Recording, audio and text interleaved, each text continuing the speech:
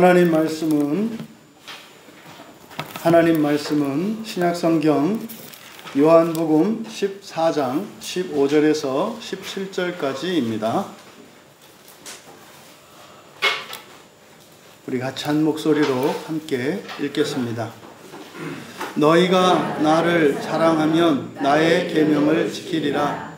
내가 아버지께 구하겠으니 그가 또 다른 보혜사를 너희에게 주사 영원토록 너희와 함께 있게 하리니 그는 진리의 영이라. 세상은 능히 그를 받지 못하나니 이는 그를 보지도 못하고 알지도 못함이라. 그러나 너희는 그를 아나니 그는 너희와 함께 거하심이요 또 너희 속에 계시겠음이라. 아멘.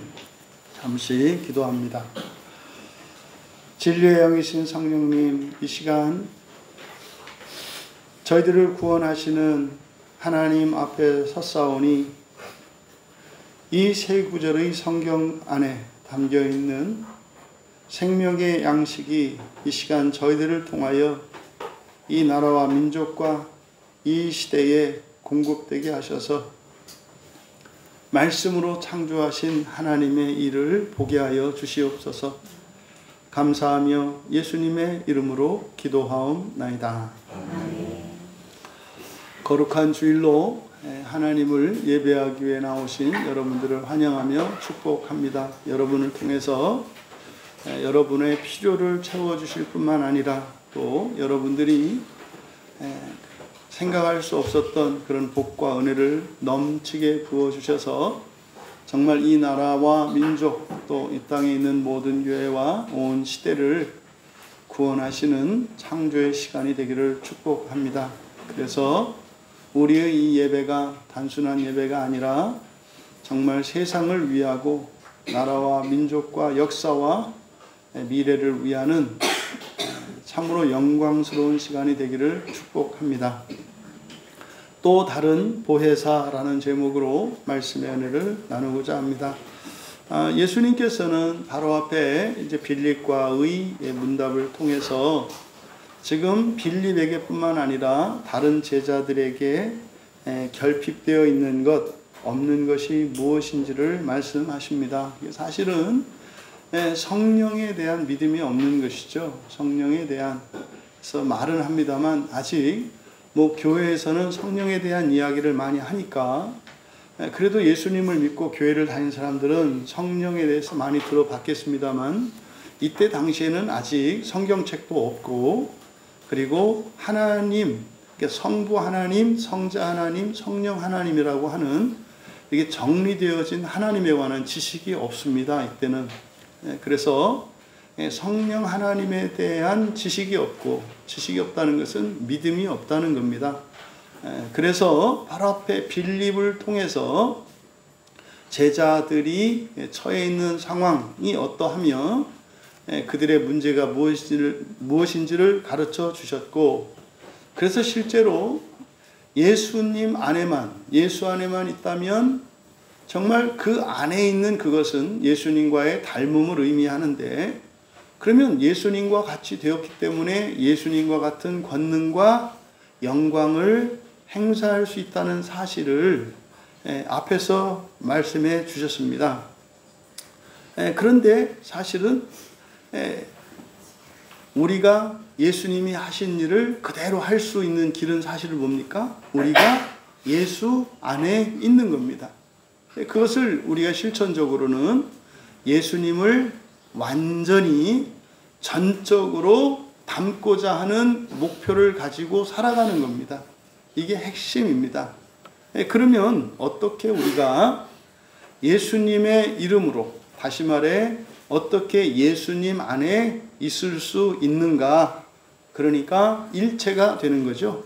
일체가 되는 길에 대해서 오늘 말씀을 통해서 가르쳐 주십니다. 또 그것을 우리들에게 길만 가르쳐 주시고 떠나시는 것이 아니라 함께 하시며 도우실 것을 약속하십니다. 그러니까 우리가 예수님과 일체가 될 수 있도록 도우시겠다는 그 약속, 이게 바로 또 다른 보혜사이신 성령님을 보내겠다는 약속입니다. 그래서 예수님께서 지상에서 제자들과 함께 사시며 그들을 도우셨던 것처럼 이제 잠시 후면 예수님께서 이 땅을 떠나 하나님께로 가실 것인데 예수님이 하늘로 떠나가신 이후에도 지속적으로 성령으로 이 제자들이 완전히 예수님 안에 있을 때까지 도우시겠다는 겁니다. 그래서 바로 어떻게 성령이 우리를 도우시고 우리는 어떻게 그 도움을 받아서 예수 안에 있게 되는가, 그것을 정리를 한다면 계명과 그리고 영생과 사랑으로 일체가 된다는 사실을 가르쳐 주십니다. 그래서 그것을 위해서 바로 또 다른 보혜사, 그 보혜사의 도움이 절대적으로 필요하며 또 보내주시겠다는 겁니다. 그리고 마지막으로 또 다른 보혜사이신 그 성령을 받기 위한 우리들의 마음의 준비, 또 삶의 준비가 어떠한 것이어야 하는가를 가르쳐주는 매우 중요한 본문입니다. 그러니까 그냥 간단히 정리하면 예수를 믿는 사람이 성령을 받아서 예수님 안에 거하며 예수님의 이름으로 기도하면서 예수님이 행하신 일들을 행하며 살아갈 수 있는 삶에 대한 해답을 주시는 그런 본문이다, 이 말입니다.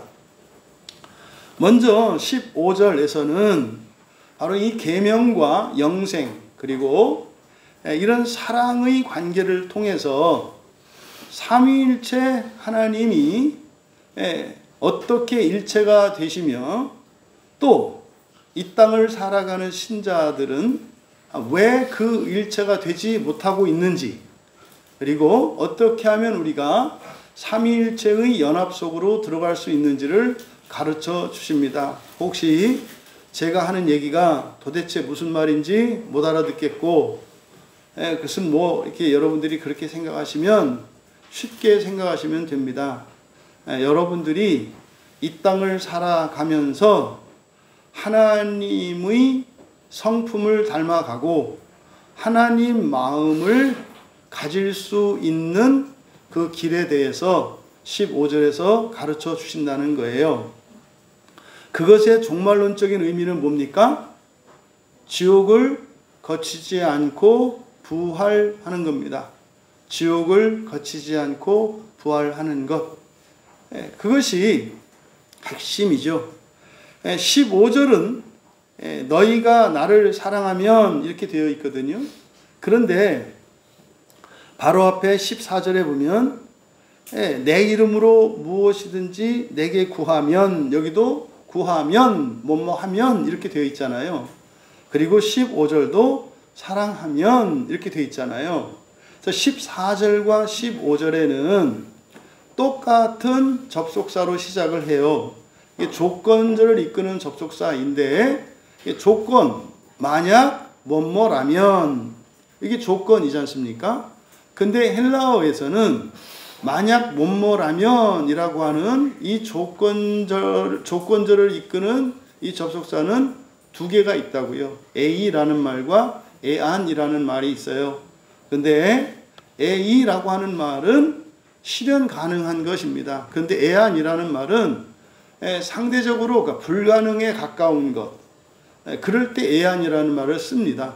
그러니까 예를 들어서 지금 여러분이 할 수 있는 거, 여러분들이 오늘, 내일, 이틀 이렇게 이제 대통령 선거가 남아 있지 않습니까? 그래서 정말 이틀 동안 하나님께서 이 나라에 큰 은혜를 내려주셔서 정말 우리 국민들이 놀라울 정도로 한 마음 한 뜻이 되도록 기도하겠다 할 수 있지 않나요? 이럴 때는 에이라고 하는 말을 쓴단 말이에요. 저는 확신합니다. 만약에 우리나라의 그리스도인들이 오늘과 내일 특별한 마음으로 간절히 그렇게 기도한다면 하나님께서 바꾸어 주실 것을 저는 믿어 의심치 않습니다. 왜냐하면 우리나라에는 1907년에 대부흥 사건이 있었기 때문입니다.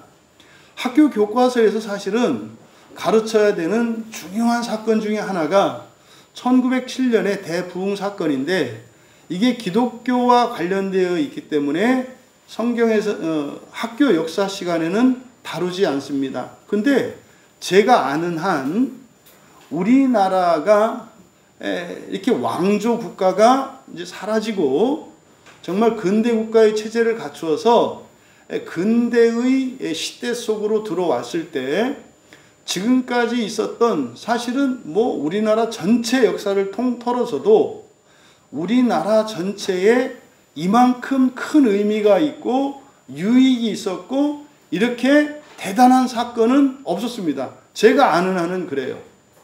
그러니까 1907년 평양 대부흥은 뭐냐면요, 나라 전체가 뒤집어진 사건이에요.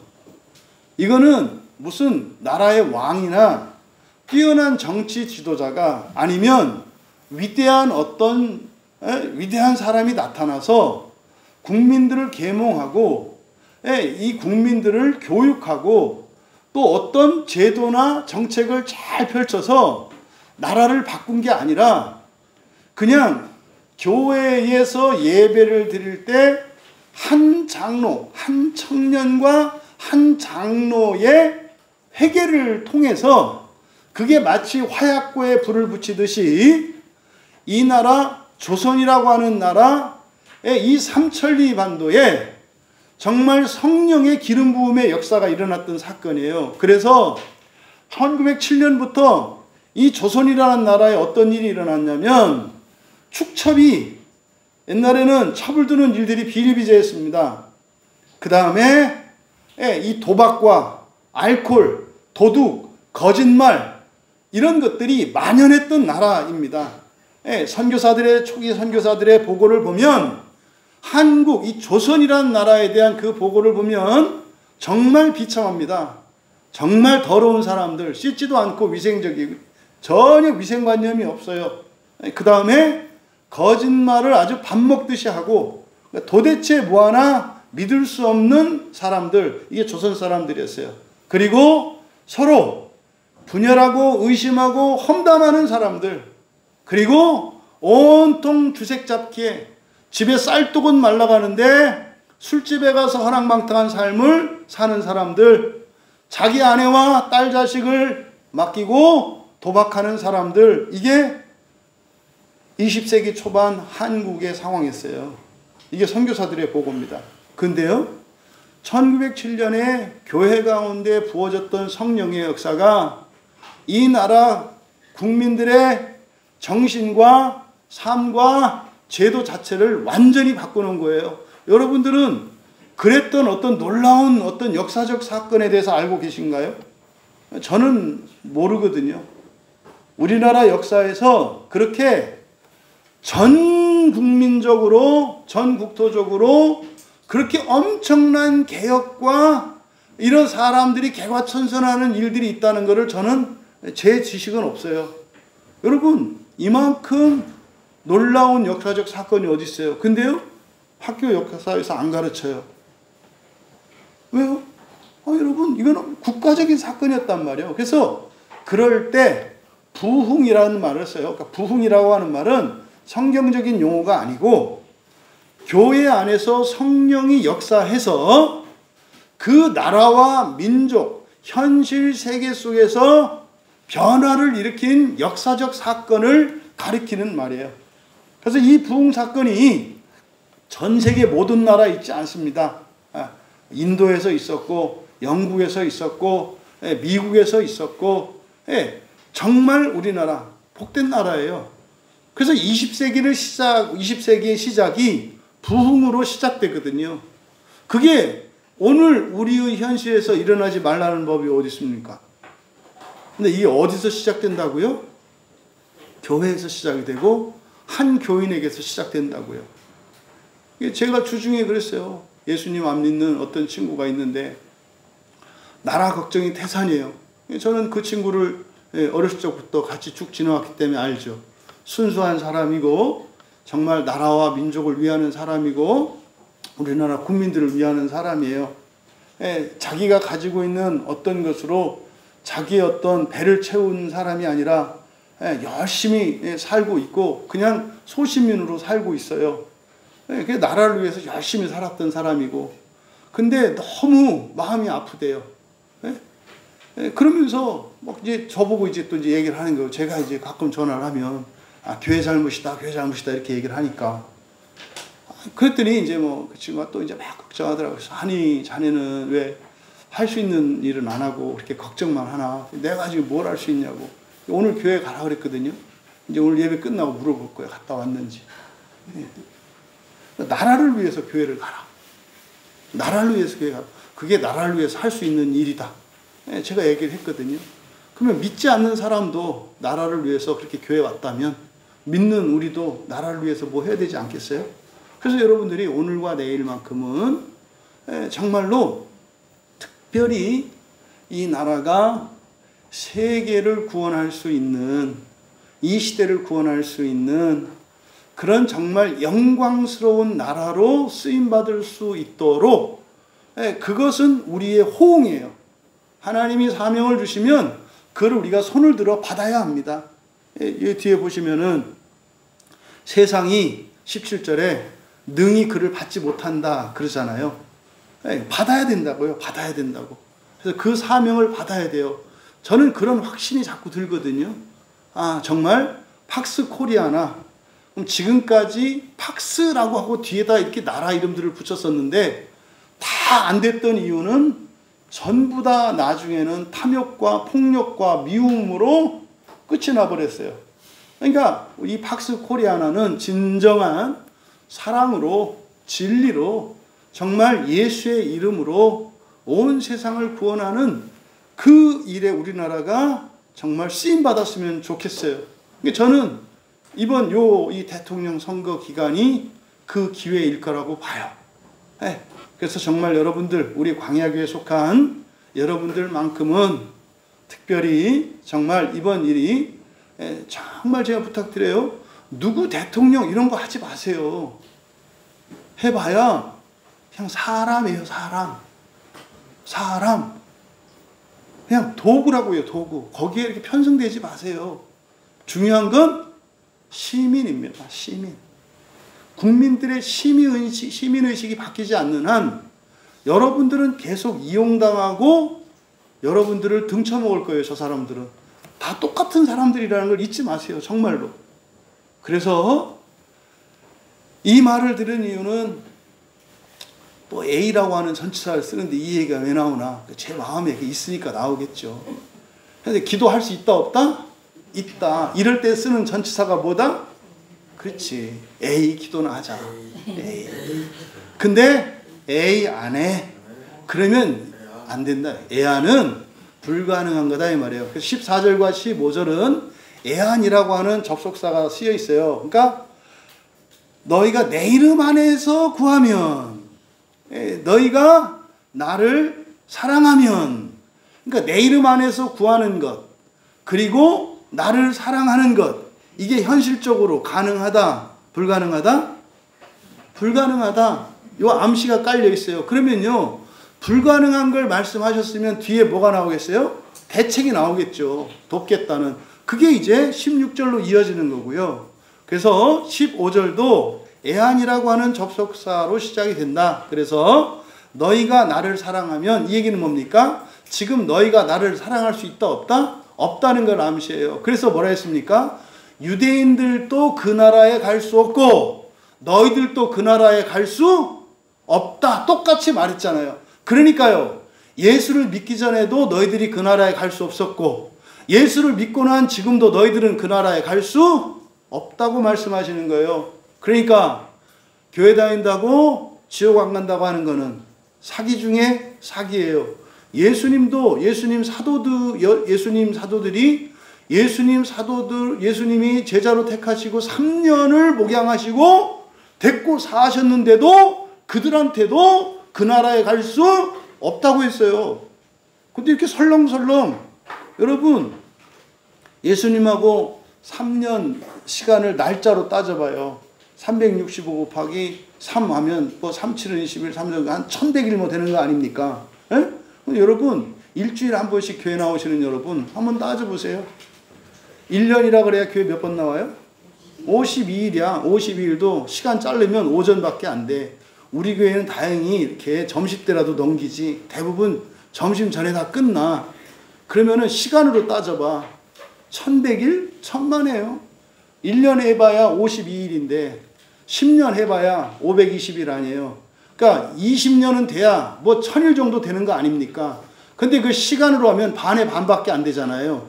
그러면 최소한 40년을 주일 예배 한 번도 빠지지 않고 꼬박 다녀야 얼추 비슷해요. 예? 40년을. 여러분 40년 동안 주일 성수하고 예? 그렇게 한 번도 빠지지 않고 그렇게 다녔던 사람들 많지 않잖아요. 근데 그것도 사도들하고 얼추 비슷하다니까요. 근데 그런 사도들한테 뭐라고 하셨다고요? 너희들이 그 나라에 갈 수 없다고 했다고요. 웬 사기를 치냐고. 웬 사기를 치냐고. 예수 믿으면 지옥 안 가고 천국. 에이 나쁜 놈들아. 뒤에 가서 못 간다고 얘기한다니까요. 제가 목사 되고 깜짝 놀랐어요. 에? 그런 줄 몰랐지. 이렇게 막 이렇게 해놓고 다 예수 믿으면 뭐 천국 간다 뭐 이렇게 얘기를 해놓고 지들끼리 얘기할 때는 뒤에서 그렇게 얘기하더라니까. 사실은 우리 교회 대부분 못 가. 제가 소름 돋았다니까요. 근데요, 그게 사실이에요. 그 얘기하면 여러분들이 그나마 설교라도 이렇게 들으러도 안 올 것 같으니까 여러분을 사랑해서 하는 뭐 그게 착한 거짓말인지 하얀 거짓말인지를 모르겠습니다만 그건 거짓말이다. 여러분들 착각하지 마셔라. 여러분들이 지옥 안 갈 수 있다. 앞에 빌립이 그런 자신감이라고 했잖아요. 아버지 보여주세요. 이게 뭐예요? 자신감. 여러분 교회 오는데 어떻게 은혜에 대한 사모함도 없고 여러분의 실존에 대한 두려움도 없고 그렇게 간절함도 없느냐 이 말이에요. 이거는 거의 나병 환자고요. 감각이 없는, 영적인 감각이 없는 거예요. 지난 한 주를 여러분들이 그렇게 돈 버는 일에 치열하고 여러분들이 노는 일에는 그렇게 열심을 냈을지 몰라도 여러분이 정말 거룩해지기 위해서 예수님을 닮기 위해서 그런 치열함과 거룩함이 있었냐고요. 없잖아요. 죽으려고 환장한 거예요. 이러니 이 나라가 뭐 제대로 되겠습니까? 응? 그러니까 여러분들의 일상을 절대 사생활로 생각하지 마셔라. 여러분들이 굶으면 나라는 썩어요. 여러분들이 무너지면 이 나라는 끝나요. 잊지 마세요. 그만하시라고. 그만하시라고. 그러니까 여기서 지금 내 이름 안에서 기도하면 할 수 없다는 거예요. 지금으로는. 너희가 나를 사랑하면 할 수 없다는 거예요. 할 수 없다는 거예요. 하지만 만약에 할 수 없지만 그걸 하게 되면 어떻게 된다? 14절에서는 다 할 수 있다는 거예요. 왜? 내가 행할 거니까. 내가 행할 거니까. 다 이루어질 거라는 거예요. 그 15절에서는요. 나를 사랑하면 어떻게 한다는 거예요? 여기서는 그런데 뒤에서 보겠어요? 주어가 바뀌었어요. 14절은 예수님이 행하신다 그랬죠. 예수님이 행하신다 그랬죠. 근데 15절은요. 너희가 이제 해야 되는 거예요. 너희가 해야 된다. 이게 14절과 15절이 이 문장 구조가 같아요. 근데 주어가 바뀌어 있다고. 그래서 사실은 14절에서 주님의 이름 안에서, 내 이름 으로 되어 있지만 안에서라고 그랬죠. 내 이름 안에서라고 하는 것은 주님과 합치되는 것, 일치되는 것이라고 했어요. 그러니까 14절에 주님 안에 있는 것, 그것이 15절에서는 사랑하는 거예요. 삼위일체 하나님은 어떻게 한다고 그랬어요? 성부, 성자, 성령이 삼위로 다른 인격으로 계신데 사실은 한 분이다 그랬죠. 그래서 삼위일체를 부득불 그림으로 나타낸다면 그냥 하나의 원을 그리고 똑같이 성부, 성자, 성령 한다 그랬죠. 이게 어떻게 이 성부, 성자, 성령이 다른데 어떻게 하나가 된다고요? 이게 사랑이라고요. 그러니까 예수 안에 있다는 것은 뭐 한다는 거라는 거예요? 사랑한다는 거예요. 그러니까 예수 안에 있을 수 없는 것처럼 없으면 사랑할 수도 없는 거예요. 사랑할 수 없으면 안에도 있을 수 없는 거예요. 이걸 말하는 거예요. 그러니까 같은 말이라고요, 사실은. 그러면요, 나는 너희들이 기도하는 걸 구하는 걸 다 할 거고, 너희는 뭐 하는 거예요? 계명을 지킬 거고, 나도 하고 너희도 한다 이 말이에요. 사랑하면 일체가 되고, 일체가 되면 나도 하고 너도 한다 이 말이에요. 이게 지금 14절과 15절입니다. 사실은 이게 여기서 15절에서 너희가 하게 되는 게 뭐예요? 나의 계명을 지키는 거죠. 여기서 이 나의 계명이라고 하는 말은 뭘 나타내죠? 이거는 앞에 요한복음 13장 34절에서 예수님이 말씀하셨던 새 계명을 나타내요. 새 계명. 이 요한복음에서는 이 나의 계명과 아버지의 계명을 구분해요. 성경에서 이 계명이라는 말은 사실 이제 구약 성경에서는 이게 미츠바입니다. 미츠바. 예, 미츠바. 그게 명령이라는 뜻인데, 구약 성경의 이 미츠바, 요게 여기 계명으로 번역된 엔톨레로 번역되거든요. 그래서 성경에서 계명 그러면 누구의 계명이에요? 여호와의 계명이에요. 여호와의 계명. 근데 지금 예수님이 나의 계명이라고 할 때 내가 누구라는 거예요, 결국은. 여호와라는 뜻이에요. 여호와라는 뜻이라고. 그러니까 여호와가 나다. 이런 의미가 이 안에 들어가 있어요. 그러니까 요한복음 12장까지는 아버지의 계명에 대해서 얘기해요. 앞에서 얘기한 계명은 다 아버지의 계명, 구약의 여호와의 계명이에요. 근데 13절, 이 13장에서부터 바로 새 계명, 나의 계명, 사랑하라는 이 계명이 여호와의 계명, 옛 계명과 새 계명의 차이가 뭐라 그랬어요? 서로 사랑한다는 점에서 다르고, 옛 계명은 뭐예요? 그냥 사랑하라는 명령만 있어요. 그러니까 다른 애들이 너를 사랑하든 안 사랑하든 넌 뭐해라? 너 사랑만 하면 되라고요. 근데 새 계명은 어떻게 돼요? 서로 사랑해야 돼. 그래서 나만 사랑하는 것도 사실은 어려운데 이제는 어떻게 해야 돼요? 서로 사랑해야 되니까 그 사람이 나를 사랑하게 만들어야 돼. 이게 새 계명이에요. 그러니까 이게 창조의 계명이라고 사실은. 그러니까 사랑하게 만들어야 돼. 너만 사랑하는 게 아니라 다른 사람도 너를 사랑하게 만들어. 이게 사랑에 대한 옛 계명과 새 계명의 첫 번째 차이. 두 번째, 첫 계명은요, 네 수준, 네 분량대로 하면 돼요. 너 할 수 있을 만큼 네 마음대로 하면 돼요. 그런데요, 기준이 새 계명에서는요, 예수님으로 바뀌었어요. 그러니까 첫 계명과, 그러니까 옛 계명과 새 계명은요, 어마어마한 차이가 있어요. 그러니까 생각해 보세요. 옛 계명만 가지고 있는 그리스도인은 뭐겠어요? 맨날 히히히 웃고 다니는 거예요. 왜? 옛 계명이 사랑하라고 했으니까. 뭐라고 해도 사랑합니다, 고객님, 이거. 뭐 요즘에 이제 없어졌는데 옛날에 있던 엘리베이터 걸. 옛날에는 엘리베이터에 승무원이 있었죠. 승무원? 그 승무원이라고 해야지 뭐라 그래? 그런 사람이 항상 웃잖아요. 그분들 그 교육받거든요. 항상 웃는 거. 그러니까 뭐 좋은 백화점이나 좋은 호텔 같은 좋은 직원들은 아침마다 출근하면 조회 때 딱 하는 게 스마일 이거 연습이래요. 씩 웃는 연습. 이게 웃는 거. 그러니까 요건 옛 계명이야. 근데 새 계명은 어떻게 해야 돼요? 그렇게 갖고 안 돼. 그럼 새 계명은 서로 사랑해야 되니까 나만 웃어서 되는 게 아니라 타는 모든 사람들이 웃게 만들어야 되니까 어떻게 해야 돼요? 그 사람이 날 좋아하게 만들어야 돼. 어제 보니까 저는 인도 안 가봤는데 인도가 그렇게 교통이 혼잡하다면서요? 그래서 거기에서 지금 인도에서 굉장히 유명한 교통경찰관이 있대요. 이 사거리에 들이밀기로 유명하대요. 스리랑카도 비슷하기 때문에 제가 알아요. 막 그냥 들이밀거든. 그러니까 차선도 없어. 2차선인데 3대, 4대도 막 가. 근데 또 막 가요. 근데 그 인도에 그 경찰관이 있는 그 어느 사거리는 질서정연하대요. 제가 이제 그분 말씀하는 게 이분이 굉장히 새 계명에 적절한 예일 것 같아서.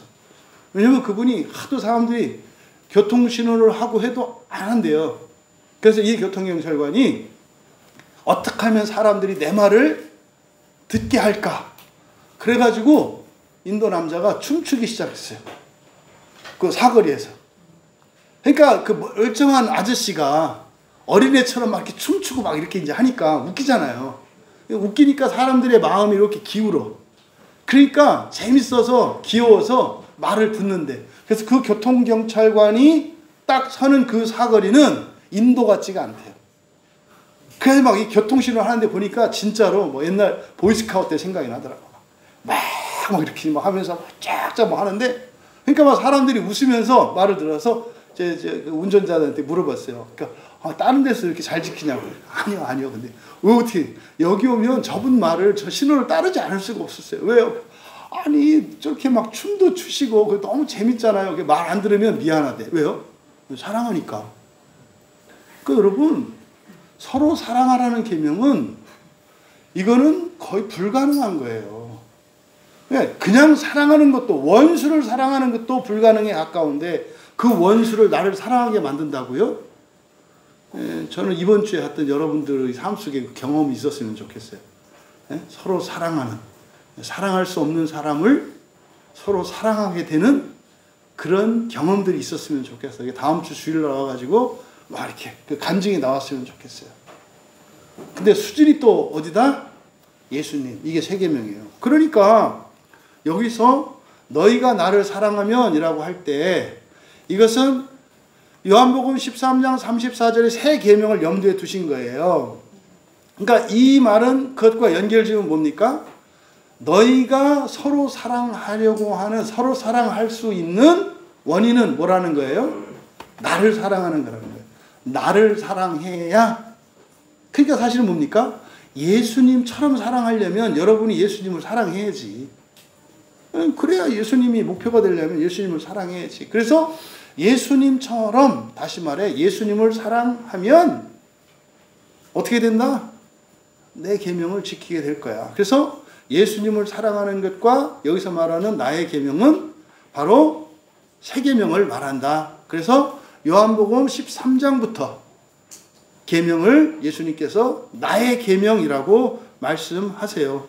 그래서 요한복음 여기와 또 요한복음 15장 12절에서도 나의 계명에 대해서 말씀을 해요. 또 뒤에 14장 21절에 가서도 또 나의 계명에 대해서 말씀하죠. 그래서 아버지의 계명과 나의 계명을 구분해서 말씀하고 계시다. 계명이라는 것은 사실 하나님의 말씀의 한 분류죠. 그래서 구약 성경에서 하나님이 주시는 말씀을 크게 네 수로 나눈다고요.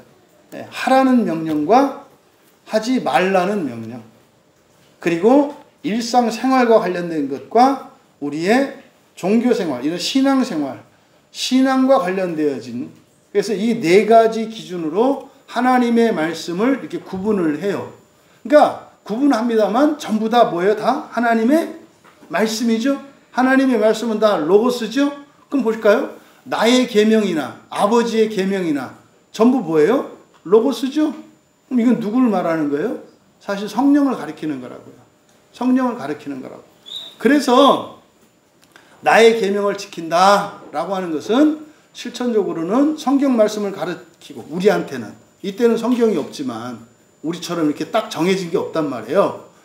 그러면 우리에게는 성경 말씀을 지키는 걸 말해요. 성경 말씀을 지키려면요, 성경을 믿으셔야 되고 성경을 아셔야 되잖아. 그래서 알고 믿어야 그것을 지킨다고요. 그러니까 지금 바로 이 15절의 이 말씀을 통해서 다시 한번 삼위일체가 어떻게 일어나는지를 우리가 알아요. 실제로 아버지의 계명, 아버지의 계명은 뭐라 그래요? 영생이다 그런단 말이에요. 아버지의 계명은 영생이다. 그러니까 하나님 아버지 여호와의 말씀을 지키면 영생을 주신다 그래요. 근데 사실 나의 계명은 무엇으로 연결됩니까? 이건 사랑으로 연결되거든요. 나를 사랑하면 내 계명을 지킬 거야. 근데 내 계명 자체가 무슨 계명이에요? 사랑하라는 계명이에요. 사랑하라는 계명. 근데 그 사랑하라는 계명을 지키려면 먼저 뭐 해야 된다? 예수님을 사랑해야 된다. 그럼 예수님 사랑 하나님 사랑, 서로 사랑, 사람 사랑. 그러니까 구약에서 주셨던 사랑 계명을 신약의 새 계명은 단순한, 그러니까 하나님은 명령하시고 우리는 순종하는 자들이 아니라 새 계명은 어떻게 해요? 명령하신 하나님과 순종하는 우리를 하나로 만드신다고. 이게 새 계명의 목적이에요. 그래서 결국 계명과 그리고 영생과 사랑으로 일체를 이루게 하는 것임을 우리가 알 수 있어요. 그러니까 결국 계명을 주신 목적이 바로 뭐였구나? 아하, 하나님 안에 연합될 수 있게 하는 것이었구나. 하나님을 사랑할 수 있게 하는 것이었구나. 뭐가? 계명을 주신 목적이. 그러니까 여호와의 계명이든 예수님의 새 계명이든 이것은 사실은 무엇을 목적으로 한다? 연합을 목적으로 한다. 연합을. 그 연합이 이제 어떻게 되느냐? 우리가 계명을 지킴으로. 계명을 지키면 하나님을 사랑하게 돼. 하나님을 사랑하면 하나님과 일치. 왜요? 말의 일치 그랬잖아요. 말의 일치, 사역의 일치, 존재의 일치. 그러니까 말이 일치하면 뭐요? 행할 수 있어요. 사역과 능력이 일치가 되고요. 존재도 일치된다니까요. 그래서 이 세 가지가 연합되는 거다 이 말이죠. 그래서 뒤에 요한복음 15장 10절 한번 봐보세요. 요한복음 15장 10절을 보면은 여기에 이게 인과관계가 바뀌어요. 조건과 결과가 바뀌어요. 15절에서는 사랑하면 너희가 지킬 거다 그랬잖아요. 그러니까 사랑하면 계명을 지킬 거다 그랬잖아요. 근데 15장 10절은 어떻게 돼 있어요? 15장 10절에서는 너희가 계명을 지켜 그의 사랑 안에 거하는 것 같이 너희도 뭐요? 내 계명을 지키면 내 사랑 안에 거하리라. 그러니까 여기는 조건이 뭐예요? 계명을 지키는 게 조건이잖아요. 그러니까 계명을 지키면 뭐 한다? 내 사랑 안에 있는다. 그러니까 이 존재 일치를 말한다고. 그러니까 우리가 어떻게 예수 안에 있게 돼요? 계명을 지키는 거라고. 근데요, 계명을 지킬 수 있다 없다? 없다. 어떻게 어디 써 있어요? 앞에 접속사가 애안이라는 접속사를 썼기 때문에 그게 사실은 불가능에 가깝다라고 하는 것을 얘기했다 이 말이에요. 그러면은요, 사랑의 계명이라고 하는 것은 지금의 우리로서는 우리가 하나님 나라에 지금 갈 수 없는 것처럼 지킬 수 있다 없다? 없다. 그러면 할 수 없는 것을 하라고 했으니까 그 뒤에는 두 가지 대답이 나온다. 이 순 사기꾼 같으니라고. 이런 대답이 하나 나오고, 또 하나는 도우시겠네. 준비가 있겠지. 그러니까 여러분들이 인생을 살다 이런저런 어려움을 만나거나 힘든 일이 만나면 이럴 줄 알았어? 뭐 있다우야. 아니면 계획이 있으시겠네. 두 가지 생각이 나온다고요. 두 가지 생각이. 그러니까 여기서는 사실 뭡니까? 이렇게 이런 불가능성, 불확실성, 그리고 우리가 할 수 없는 연약함, 불완전성, 이거에 대한 대책이 마련되겠죠. 그게 이제 16절이에요. 우리말 성경에 굉장히 중요한 단어가 생략되어 있어요. 그래서 14절, 15절이 애안이라고 하는 접속사로 쓰였기 때문에 뭐하면 뭐하리라, 뭐하면 뭐하리라 이렇게 되어 있지만 사실은 이건 할 수 있다 없다? 없다라는 거예요. 할 수 없는 것을 하면, 근데 네가 할 수 있게 되면 이렇게 되는 거야. 그래서 이거는 이거 해야 이렇게 해줄 거야 라는 약속이 아니라니까요. 너희들은 이걸 지금 할 수 없지만, 너희가 내 이름 안에서 구할 수 없지만, 너희가 나를 사랑할 수 없지만, 근데 이게 된다면 이렇게 될 거야. 이게 부활에 대한 약속이라 했잖아요. 새 창조에 대한 약속이고. 그리고 그러니까 할 수 없는 것을 말씀하셨으니까 할 수 있게 하시겠지. 그게 이제 16절에 카고라는 말이에요. 이 카고라고 하는 말은 그리고 내가 라는 뜻이거든요. 근데 이 그리고가 이때는 그래서 이런 의미가 되겠죠. 그래서 이 카고라고 하는 것은 14절과 15절에 있는 애안이라고 하는 접속사 때문에 붙여놓은 거예요. 그러니까 16절은 불가능한 상태에 있어 너희들이 내 안에 있을 수도 없고 나를 사랑할 수도 없어. 그래서 내가, 이게 16절의 시작이에요. 그래서 내가. 그러니까 이런 것이 생략되면 안 된다고요. 예. 그래서요. 그래서 내가 뭐 하겠다?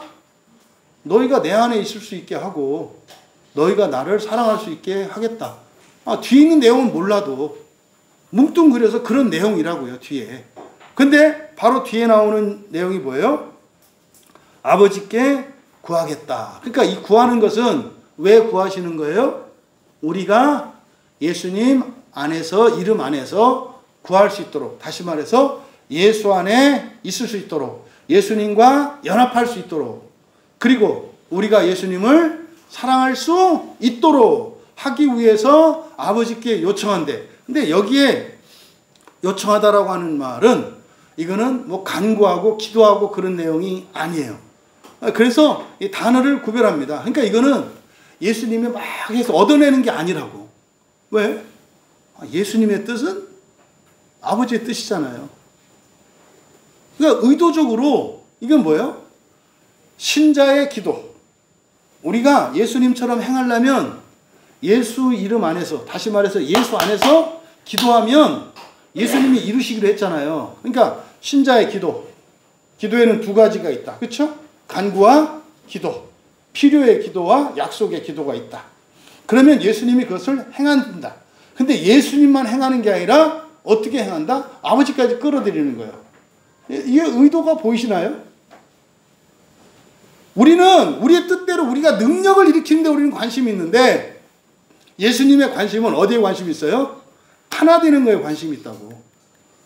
우리가 기도할 때 기도를 이루는 게 목적이 아니라 기도를 이루면서 이게 진짜 내가 필요한 건지 필요한 게 아닌지, 또 이게 약속이 있는지, 그러면 약속을 권리로 만들려면 내가 뭘 해야 되는지, 이렇게 하면서 우리가 뭐 한다고 그랬어요? 예수님을, 하나님을 알아가고 하나님을 닮는 게 목적이라고 그랬잖아요. 그러니까 애들 공부시키기 위해서 사탕 주고 초콜릿 주고 하는 것과 같은 거예요. 근데 애들은 사탕에 관심이 있지. 근데 부모님, 선생님의 관심은 뭐예요?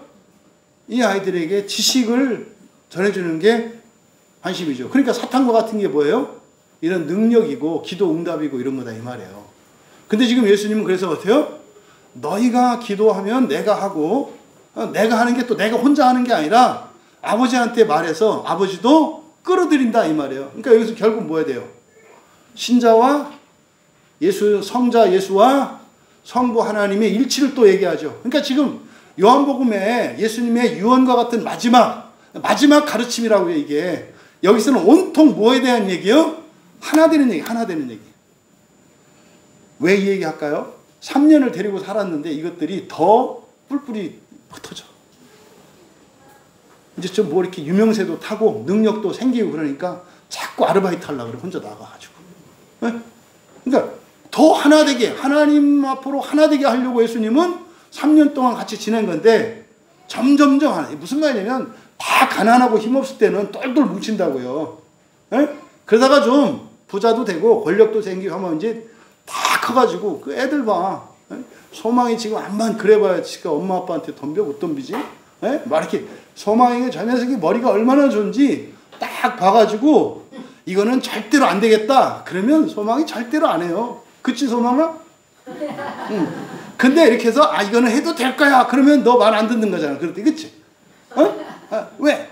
지난번에 말 안 들어 봤거든. 근데 엄마가 가만히 있었거든. 그러니까 그거는 안 들어도 될 가능성이 있는 거. 다 한다고요. 지금 더 크면 어떻게 될까? 더 크면 이제 지 마음대로 이제 막 하려고 이렇게 되는 거지. 그래 지금 여기 있는 분들이 다 고생하는 분들 아니야. 응? 크면 클수록 어떻게 해야 돼? 엄마 아빠를 닮아가고 엄마 아빠의 마음을 시원케 해서 그냥 엄마 아빠가 말을 안 해도 자식들이 척척척척 알아서 하는 사람이 돼야 되잖아요. 그죠? 회사에 가서는 다 그렇게 되는데 왜 집에서는 안 되냐고. 에? 경력직 뽑는 게 뭐야? 알아서 하는 거 아니에요. 일머리가 있고 그래서 알아서 하는 거 아니에요. 근데 집에서는, 요새 집에서는 왜 이렇게 경력직들이 없냐고. 결혼했는데도 경력이 없어. 그러니 이게 개판이지. 이게. 예?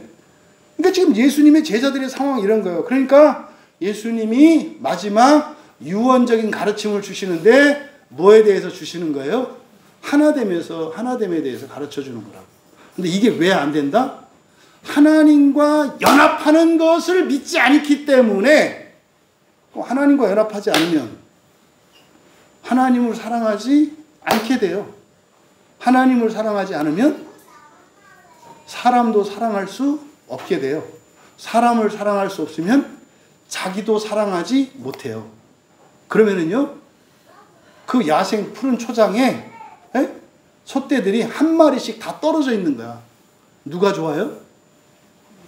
늑대와 사자만 좋아. 하이에나가.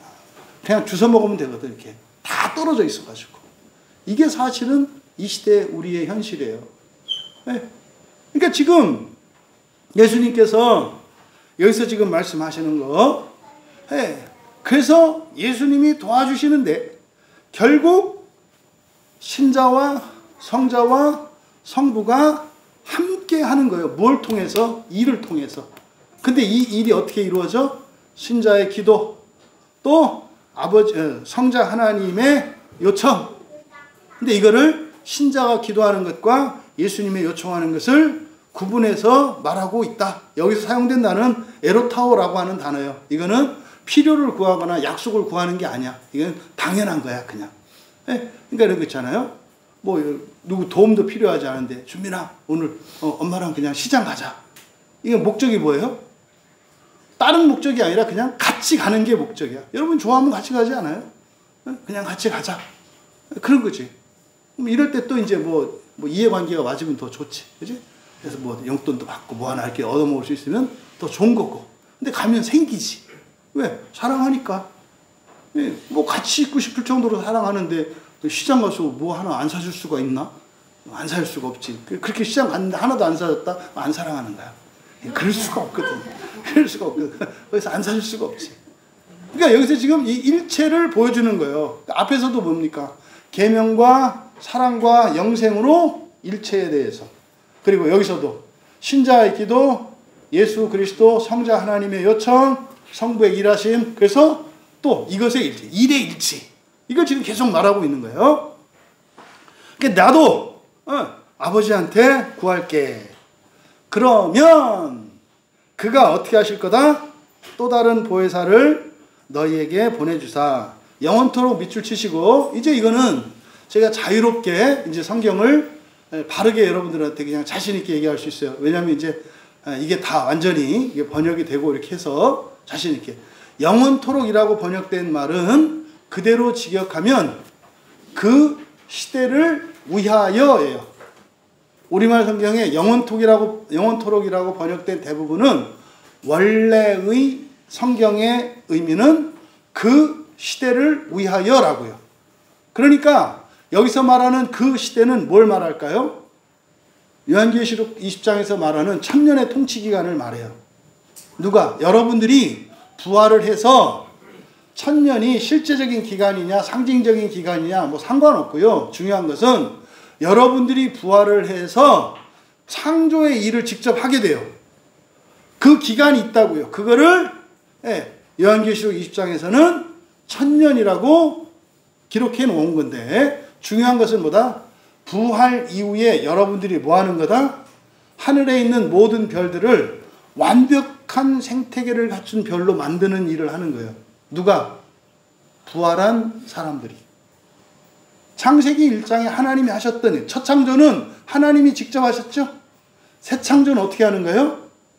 대의적 창조예요. 우리의 신앙은 중보적 신앙이라고 그랬죠? 중보적 신앙이라고 그랬죠? 그러니까 새 창조도 뭐예요? 중보적 창조라고. 그러니까 직접 창조하시는 게 아니라, 첫 창조는 하나님이 직접 창조하셨지만 새 창조는 어떻게 해요? 대리자를 세워서 창조하신다고. 그게 사실은 창세기 1장 26절에서 정복하고 다스리라는 명령을 주셨고, 그리고 창세기 2장에서 사람에게 그것들을 다스려서 만들도록 하신 게 창세기 2장에 나온 내용이에요. 그러니까 이게 지금 여기서 또 다른 보혜사를 영원토록 할 때 영원토록이 뭐다? 그 시대를 위하여. 그 시대는 뭐를 말한다? 천년왕국. 이거를 부득이하게 천년왕국이라고 하는 이유는 뭡니까? 이때 왕은 누구예요? 여러분이에요, 여러분. 천년왕국의 이때 왕은 여러분이라고. 물론 여러분 모두의 왕은 한 분 하나님이시죠. 그런데 천년왕국일 때 왕국은 왕이 다스리는 나라 아닙니까? 그래서 1000년 동안 이때 다스리는 사람이 누구예요? 부활한 신자라고. 네, 천년왕국이에요. 근데 사람들 어떻게 해요? 자꾸 이 세상에서 왕 되려고 그래. 그래서 막 교회에서 왕 나는 왕자다. 그치 공공 나는 공주다. 공이나 찾아. 뭐 이렇게. 그러니까 여러분 이 세상에서는 공차고 그냥 노래하는 거고 진짜로 천년왕국에서 통치하는 날이 온다고요. 네, 그것을 말하는 거예요. 이게 영원토록이 아니라 그 시대를 위하여예요. 그러니까 여러분 그냥 문자적으로 한번 생각해 보세요. 또 다른 보혜사가 성령님이라는 건 아시잖아요. 뭐 설명을 하겠습니다만 여러분 또 다른 보혜사를 너희에게 주사 영원토록 너희와 함께하게 하겠다. 성령이 영원히 우리와 함께 하시는 분이에요? 성령이? 원래 성령은 어디 계시는 거죠? 성령은 우리 안에 계시는 분이에요. 우리 안에. 그러니까 여기서 지금 함께 계시다 이렇게 이제 우리말 성경으로는 이렇게 이제 번역을 해 놓았습니다만은 그게 아니고요. 함께 계시다 할 때 이게 같이 있는 거예요, 같이. 근데 이거는 끝나지 않은 거죠. 그러니까 그냥 성령님하고 이렇게 같이 놀러 다니고 이게 아니에요. 성령님 오시는 목적은. 앞서서 지금 또 다른 보혜사를 보내주시는 목적이 뭐라고 했어요? 14절과 15절의 불가능성 때문이라고. 현재 너희는 완전히 예수님 안에 있지 않아.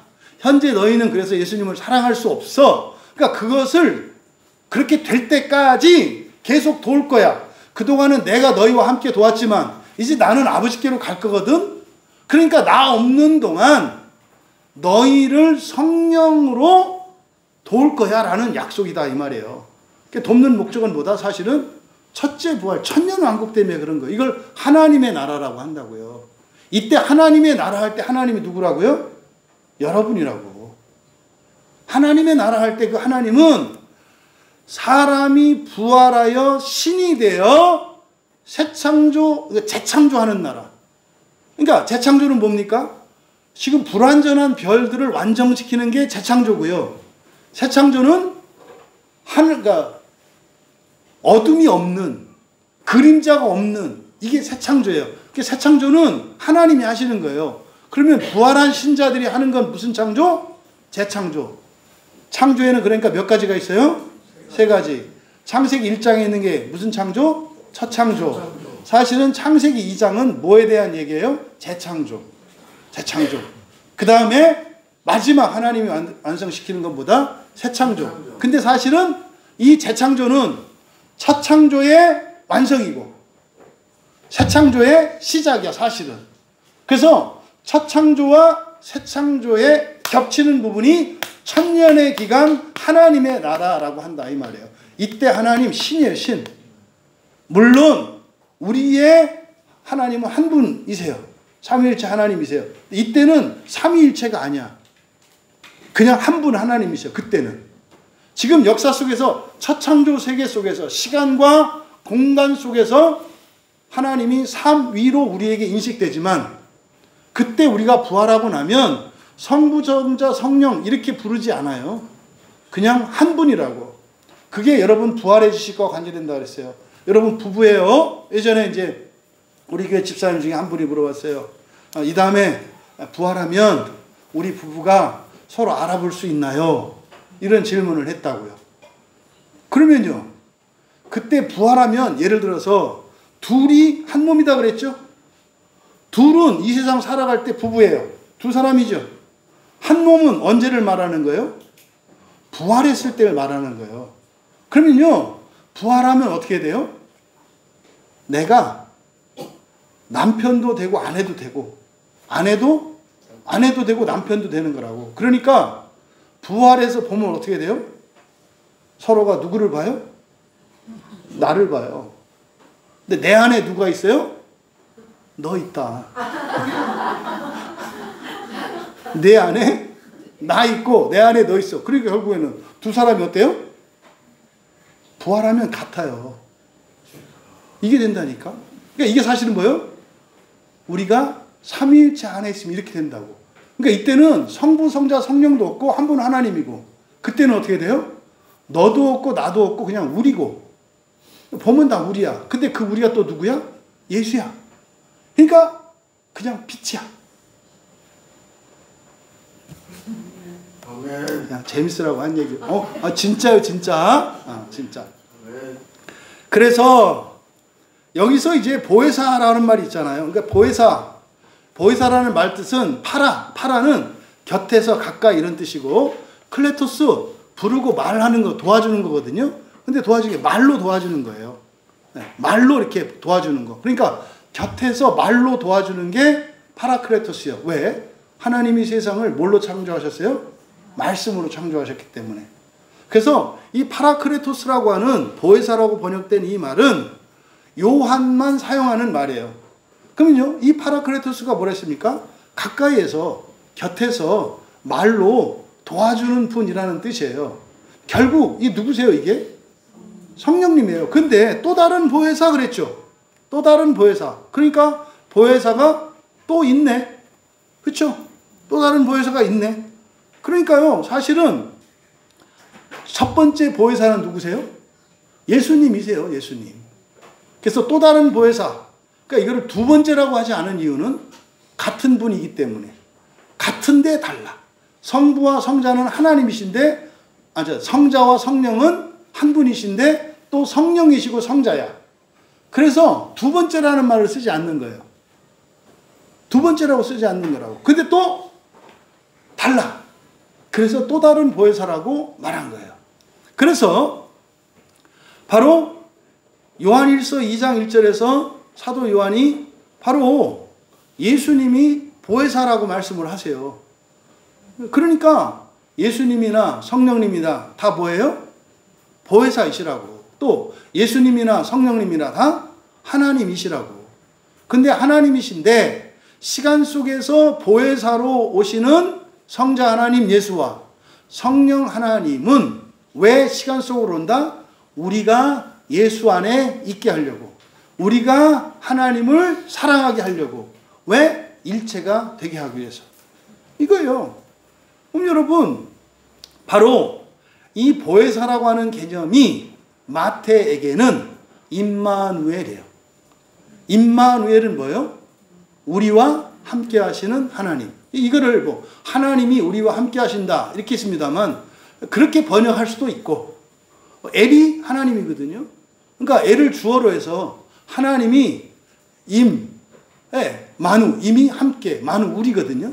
그러니까 하나님이 우리와 함께 한다 문장으로 번역한 거고, 그걸 그대로 하면요, 하나님을 수식하는 말로 하면 우리와 함께 하시는 하나님이라는 뜻이 돼요. 임마누엘이. 그럼 예수님이 누구세요? 임마누엘이라고. 그러니까 예수님은 성자 하나님이시죠.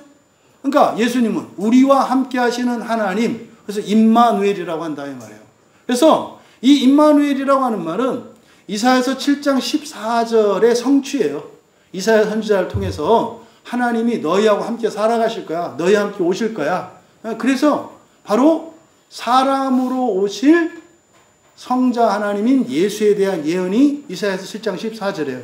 그런데 거기만 있는 게 아니라 임마누엘이 이사야서 8장 8절에는 이스라엘 사람들을 임마누엘이라고 해요. 이스라엘 사람들이 임마누엘. 이스라엘 원래 이름이 뭐였죠? 원래 이름이 이스라엘의 원래 이름 야곱이었잖아요. 야곱. 야곱은 흔히 말해서 뒤꿈치를 잡는 자, 뭐예요? 경쟁하는 자죠. 경쟁해서 이기려고 하는 자. 이게 사람의 본성이에요. 경쟁해서 이기려고 하는 거. 왜 열심히 살아요? 왜 열심히 살아요? 경쟁해서 이기려고. 경쟁해서 이기려고. 이게 야곱이거든요. 근데 야곱이 뭘로 바뀌어요? 엘로 바뀌어. 엘은 뭐예요? 신이에요. 그래서 야곱이 이스라엘로 바뀔 때 이미 이게 여기 부활의 계시가 있어요. 이 이름 안에. 예.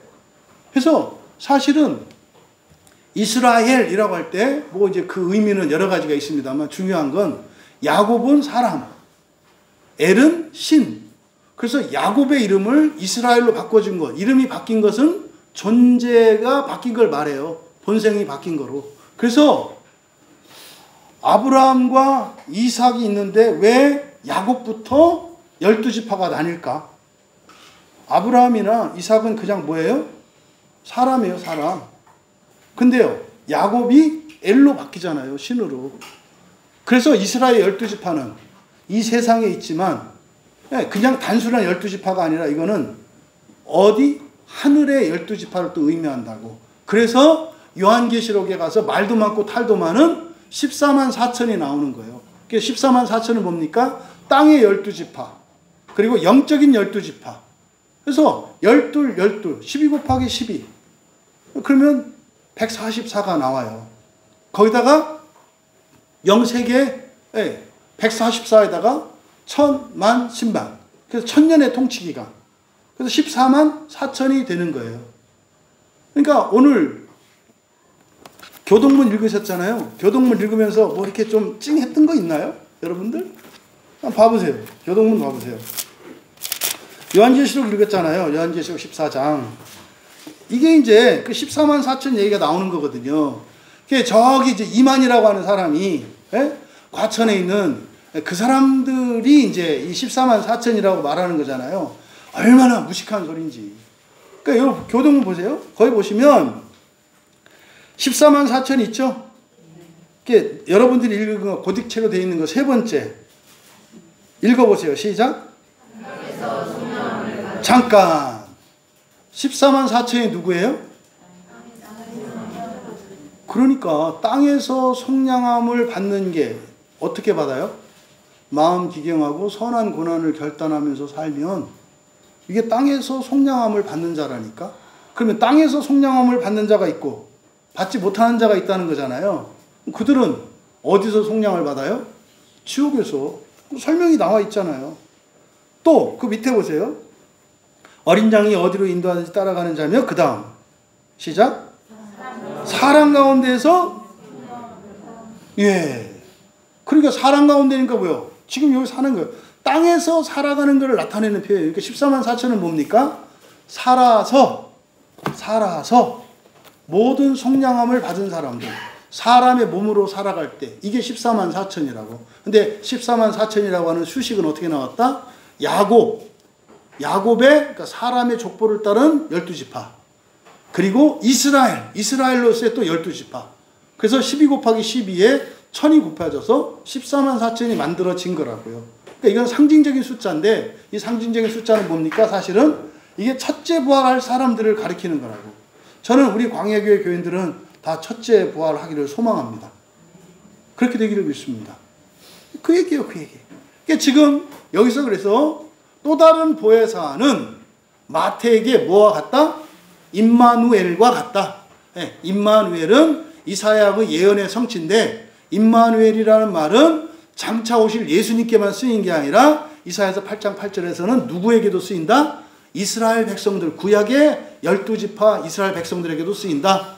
근데 그 이스라엘 지파, 이스라엘의 원래 이름은 야곱이었다. 그러니까 야곱은 사람, 이스라엘은 신의 이름이다. 그래서 이것은 부활을 의미한다. 그래서 요한계시록 끝에 가면은 14만 4천에 대한 이야기가 나오는데 그것은 사람으로서의 12지파 그리고 하나님의 자녀로서 12지파 합쳐서 144에다가 1000을 곱해서 14만 4천이라는 숫자가 나왔다. 우리 교회는 무엇을 위해서 교회 다닌다? 이 14만 4천 안에 들기 위한 거예요. 이 14만 4천은 개인적으로 드는 거 아니다. 공동체적으로 가는 거다. 여러분 묻습니다. 우리 교인 중에 누구 하나가 지옥 가면 지옥 가서 같이 가실래요? 여러분만 먼저 가실래요? 빨리 얘기해. 먼저 가실래요? 지옥 갔다 같이 가실래요? 아직 우리는 죽으면 안 돼요. 아직 죽으면 안 돼요. 예수님은 어떻게 하셨어요? 가셨잖아요. 바울도 뭐라 그랬어요? 가겠다 그랬잖아요. 내 민족이 다 구원받을 수 있다면 내가 지옥에 가도 버림받아도 끊겨져도 괜찮다. 이게 뭐예요? 지옥 가겠다. 그런 생각을 가는 사람은 지옥 가요, 안 가요? 왜 안 가요? 가도 지옥이 아니라고. 그 사람들에게는 지옥이 없어요. 지옥 갈 사람은 천국 가도 지옥이라고 미쳐. 왜? 막 서로 사랑하거든. 지옥이야, 지옥. 가면 난 나만 사랑하고 싶은데 자꾸 사랑해. 미치겠어. 막. 여러분, 짝사랑 받아보신 분들은 아실걸? 네? 나는 싫어 죽겠는데 좋아 죽어. 저희가 좋아 죽을지 몰라도 나는 어떻게 해? 싫어 죽어. 그러니까 하나님 나라 가도 그 사람은 뭐예요? 지옥이라니까. 그러니까 천국 지옥이 굳이 따로 있을 필요가 없어. 네. 그냥 예수님처럼 서로 사랑하면 어디 있어도 천국이고요. 네. 나만 사랑하고 또 사랑하지 않으면 어디 있어도 지옥이 된다니까요. 하지만 그래서 그 천국을 이 세상에서 맛볼 수 있죠. 네, 맛볼 수 있다고요. 지금 그 이야기를 하는 거거든요. 그래서 이 파라크레토스, 보혜사라고 하는 말은 무엇과 함께 세트로 생각해야 된다? 쌍으로 임마누엘과. 임마누엘 하면은 또 무엇과 쌍이다? 야곱. 야곱은 사람, 임마누엘은 하나님. 본성의 변화, 부활에 대한 예표다. 이것을 요한계시록에서 뭐라고 한다? 14만 4천 이긴 자라고 한다. 이 사람들이 어떤 사람이다? 이 세상 살아가는 동안 지옥을 다 말려버린 사람들. 이 세상을 살아가는 동안 지옥을 말려버렸어. 그래서 이 사람들이 살아갈 나머지 삶은 뭐밖에 없어? 하나님 나라의 삶밖에 없어. 이렇게 부활하는 걸 뭐라고 한다? 첫째 부활이라고 한다. 더 좋은 부활, 최고 좋은 부활이라고 한다. 이거를 생명의 부활이라고 한다. 이것만, 요 내용만 여러분 알아도 끝. 요 내용만 여러분들이 믿고 그걸 여러분이 설명할 수 있으면 끝. 어떤 이단 잡것들이 와서 여러분한테 암만 얘기해도 다 보여. 그 사람들이 하는 말의 허점과 모순들이 이렇게 보여. 모르고 있었어도 그냥 쭉 이거 성경에 그런 게 있었네요. 이렇게 하면서 근데 지금 잘못 생각하시는 거예요. 이렇게 말할 수 있게 된다니까요. 진리는 공부해서 아는 게 아니에요. 성령의 기름 부으심으로 아는 거라고. 그래서 결국 뭡니까? 그 시대를 위하여 보혜사가 있는 거예요. 그러니까 예수님이 이 땅에 오신 것도 왜 오신 거예요? 그 시대를 위해서, 천년의 그 통치 기간, 그 시대를 위해서 오신 거라고. 그래서 첫 번째로 뭐 하셨다? 십자가에서 죽으심으로 영원한 지옥을 없애버리신 거예요. 십자가의 죽으심으로 영원한 지옥이 없어졌다고. 근데요, 영원한 지옥이 없어졌지만 사망 권세가 끊겼잖아요. 영원한 지옥이 없다고. 예수님이 십자가에 죽으셔서. 그래서 유효기간이 없고 영원했던 지옥이 예수님이 십자가에서 죽으심으로 어떻게 된 거예요? 유한한 기간으로 된 거예요. 근데 우리는 여전히 어디에 있어요? 지옥 안에 있다고. 나오는 건 또 다른 문제라고. 그래서 나와야 하나님 안에 있지. 지옥에서 나오게 하는 것은 누구의 사역? 성령의 사역. 근데 성령의 사역은 어떻게 한다? 나와 함께.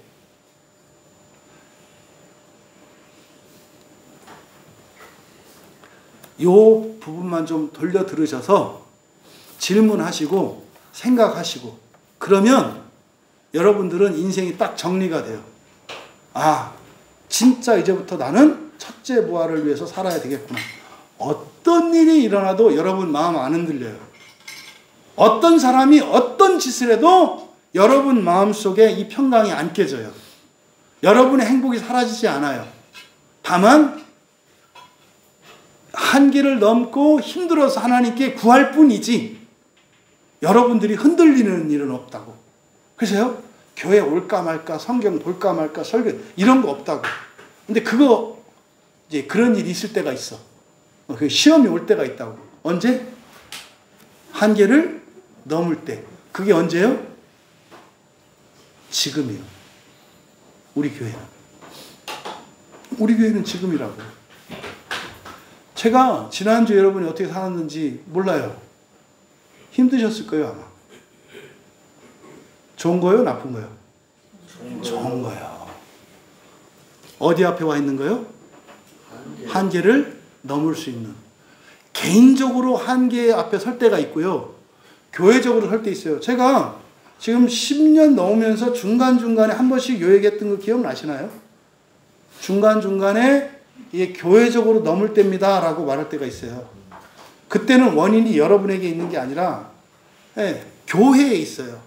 우리 교회가 거룩해지기 위해서 그런 때가 와요. 그때는요, 개인의 어떤 잘못, 그런 거 아니에요. 그래서 교회 전체가 한계를 뛰어넘어, 공동체적으로. 그러니까 우리나라가 잘 살게 된다, 이 말이에요. 그러면 거지도 때깔나게 돼. 이게 공동체적으로 넘는 게 있어요. 사실은 요 일이 일어나기 전에 뭐가 있었다는 거예요? 여러분들의 성실함과 신실함과 열심과 수고가 있었다는 얘기예요. 교회 안에 있는 모든 교인들이 첫째 부활을 위해서 몸부림하고 애쓰는 일이 다 있었다는 얘기예요. 그러니까요, 교회 공동체가 한계 앞에 섰다는 것은 교인들의 무한한 헌신과 힘에 넘치는 헌신, 수고, 인내, 그리고 아픔과 슬픔, 애환이 많았다는 거예요. 근데 어떻게 해요? 넘어지지 않았다는 거예요. 넘어지지 않았다. 되게 영광스러운 거라고. 근데요, 뻑뻑하다고 삶이. 아마 그랬을 거예요. 마음도 심란하고 뭐 악몽도 꾸고 뭐 이상한 생각도 들고 아마 그랬을 거라고. 이게 영적인 분별력을 갖는 거예요. 아닌데 나 아무 생각 없었는데 업어서 간다. 그런 사람도 교회 공동체가 한계를 넘으면 업혀서 간다. 그러니까 어떻다? 뭐 아무 생각 없어요. 좋은 거구나. 이렇게 하시면 돼요. 지금 어떤 때다? 좋은 때고 하나님의 위로가 있는 때예요. 수고했다고. 어쨌든 이 교회를 너희들이 한 곱이 넘기려고 그동안 참 수고했다. 여러분 각자의 여러 모양으로 가정에서, 일터에서, 또 개인적으로, 공동체적으로, 또 교회 안에서 이런저런 섬김으로 정말 수고했다. 이게 추수 때, 추수 때. 근데 이때 뭐가 와요? 추수 때니까 시험이 와. 마귀가 사기치려고 온다고. 조심하시라고. 조심하시라고. 그래서 삼위일체 하나님에 대한 지식은 결국 성부, 성자, 성령 그 하나님에 대한 신적 계시가 아니라 사실은 이것도 우리가 하나님과 하나 될 거라고 하는 그 계시를 위한 거라고. 그러니까 지금 이 요한복음 14장부터 14, 15, 16장 계속 나가는 요 구절이 마지막 예수님의 유언과 같은 거예요. 일체에 대해서. 그러니까 실제로 이번 주 이렇게 뭐 목요 나눔하고 또 이렇게 상담하고 하면서 느낀 게 우리 교인조차도 첫째 부활에 그렇게 소망이 안 돼요. 첫째 부활이 이렇게 소망이 안 된다고. 이렇게 마음이 심란하고 오락가락 하는 이유는 첫째 부활이 소망이 안 돼서 그렇거든요. 그래서 요한서신에서 다시 나무집 공부하는 것처럼 요한서신에서 다시 얘기를 한다고요. 이 사람들이 왜 교인들이 이러는가, 좀 뭐 되는가 싶다가 안 되고, 근데 목사님도 그래요. 본성은 안 바뀌어 이런 얘기 하거든요. 될 듯 하다가 뭐 안 돼. 결국엔 그래서 뭐 대부분 목사님들이 결론이 그래요. 사람은 안 바뀌어. 본성은 거기다 본성 바뀐다? 난리 나지. 그 2000년 동안 계속됐어요. 근데 그 답을 사실 이 요한복음 안에 다 있고, 근데 요한복음을 통해서 다 설명이 됐다고 생각을 했는데 초대교회도 그게 안 됐던 거예요. 그래서 그거에 대한 답이 보충 설명이 요한서신과 요한계시록인 거예요. 사실은 이 13, 14, 15, 16장 여기에 있는 내용을 사실은 뒤에서 성경의 마지막으로 요한이 풀어서 설명한 거예요. 뭐 목회적으로 사람들에게 이게 적용이 안 되니까. 그래서 왜 그럴까? 뭐 기도했겠죠. 그 답이 이제 뒤에 나온 답지가 바로 요한서신과 요한계시록이라고. 마지막 17절은 바로 성령을 보내주신다 그랬잖아요. 그죠? 근데 그럼 성령을 받아야 된다고. 성령을 어떻게 받는지를 가르쳐 주는 거예요. 핵심은 이겁니다. 성령을 받아야 우리가 예수 안에 점점 들어갈 수 있고, 그래서 예수 안에서 기도할 수 있게 되고, 그럼 여러분들이 예수 안에 기도할 때 예수님이 하신 것처럼 할 수 있다고. 이렇게 되는 거예요. 또 예수님을 정말로 사랑하게 되고 첫째 부활을 위해서 살아가게 된다고. 그러니까 실질적으로 우리에게 관건은 뭐예요? 성령을 받는 거라고. 근데 12제자 중에서 가장 성령을 늦게 받은 게 누구라고? 빌립, 바로 앞에. 빌립은 어느 정도로 성령을 늦게 받았다? 오순절 마가의 다락방에 성령이 부어졌는데도 빌립은 못 받았다고. 그래서 사도행전 8장 끝에 가서 마지막으로 성령이 먼저 주의 사자를 보내시고, 그게 또 안 되니까 또 이제 성령이 직접 오셔서 받게 해요. 그게. 여러분들 오늘 다 받으시라고. 17절. 그는 진리의 영이라 세상은 능히 그를 받지 못하나니 이는 그를 보지도 못하고 알지도 못함이라. 그러나 너희는 그를 아나니 그는 너희와 함께 거하시며 또 너희 속에 계심이라. 그러니까 여기서는 세상과 너희가 대조되죠. 그러니까 성령을 받을 수 있는 너희와 성령을 받을 수 없는 세상으로 나뉜다고. 이거는 교회 다니고 안 다니고와는 상관없어요. 뭐 상관없다고 하면 좀 그렇긴 한데, 교회에 있는 다니는 안 다니는 이 기준이 아니에요. 근데 교회를 떠나 있으면 사실은 너희는 아니야. 너희가 너희 되려면 교회 안에 있어야 돼. 아니, 교회 안에서도 연합이 안 되는데 뭐 하나님하고 하나가 되겠어. 말도 안 되는 소리지. 응? 그럼 여기 보실까요? 그는 진리의 영. 진리의 영. 그러니까요, 진리는 누구세요? 앞에서 예수님 자신을 뭐라 했어요? 나는 길이요, 진리요, 생명이다. 그러니까 진리는 예수님이야. 그러니까 진리의 영, 그러니까 곧 예수의 영이라는 말하고 같은 말이에요. 예수의 영. 또 진리는 진리의 하나님. 이거는 성부, 성자, 성령, 삼위 하나님의 공통적인 속성이 진리예요. 예수님만 진리고 성령님은 진리가 아니고 성부 하나님 진리, 그렇지 않아요. 진리라고 하는 것은 뭐라 했습니까? 성경의 진리라고 하는 것은 사실은 사실인데 영원히 변하지 않고 언제나 어디에서나 누구에게나 사실인 것. 여러분, 진리는 뭐라고요? 영원히 변하지 않고 영원하고 그리고 언제나 어디에서나 누구에게나 사실인 게 진리라고. 가족들한테 여러분 오늘 아침에 있었던 일 얘기해 보세요. 여러분 가족들이 알고 있는 사실이 다 달라요. 오늘 아침에 우리 교회 오기 전까지 집에 무슨 일이 있었어? 다 다른 사실을 알고 있다고. 심지어는 똑같은 사건에 대해서도 다른 사실을 알고 있다고. 오늘 현관문 누가 열었지? 뭐 이런 거. 다 달라요. 진리는요, 다 같은 거라고. 이 세상의 진리는 뭘까요? 여러분의 부활이요. 여러분의 부활이라고. 그래서 진리의 하나님, 여기서는 진리의 영이니까, 그래서 성령은 진리의 영으로 나타나죠. 근데 시편 31편 5절, 이사야서 65장 16절에서는 진리의 하나님이라는 표현이 있어요. 이때 진리의 하나님은 여호와를 나타내거든요. 그러니까 성령께만 진리라는 말을 붙이지 않는다고 말씀을 드린 거예요. 또 진리의 말씀으로 야고보서 1장 18절을 보면요, 이 진리가 우리한테도 적용이 돼요. 그래서 야고보서 1장 18절에서는 진리의 말씀으로 우리를 낳았다 그래요. 진리의 말씀으로 우리를 낳았다. 이거 무슨 뜻인지 아시겠죠? 거듭남에 대해서 말하는 거예요. 예수님이 성령으로 잉태되셨죠. 남자의 씨가 아니라 성령으로 잉태되셨잖아요. 성령으로부터 낳잖아요. 근데 우리도 거듭나요.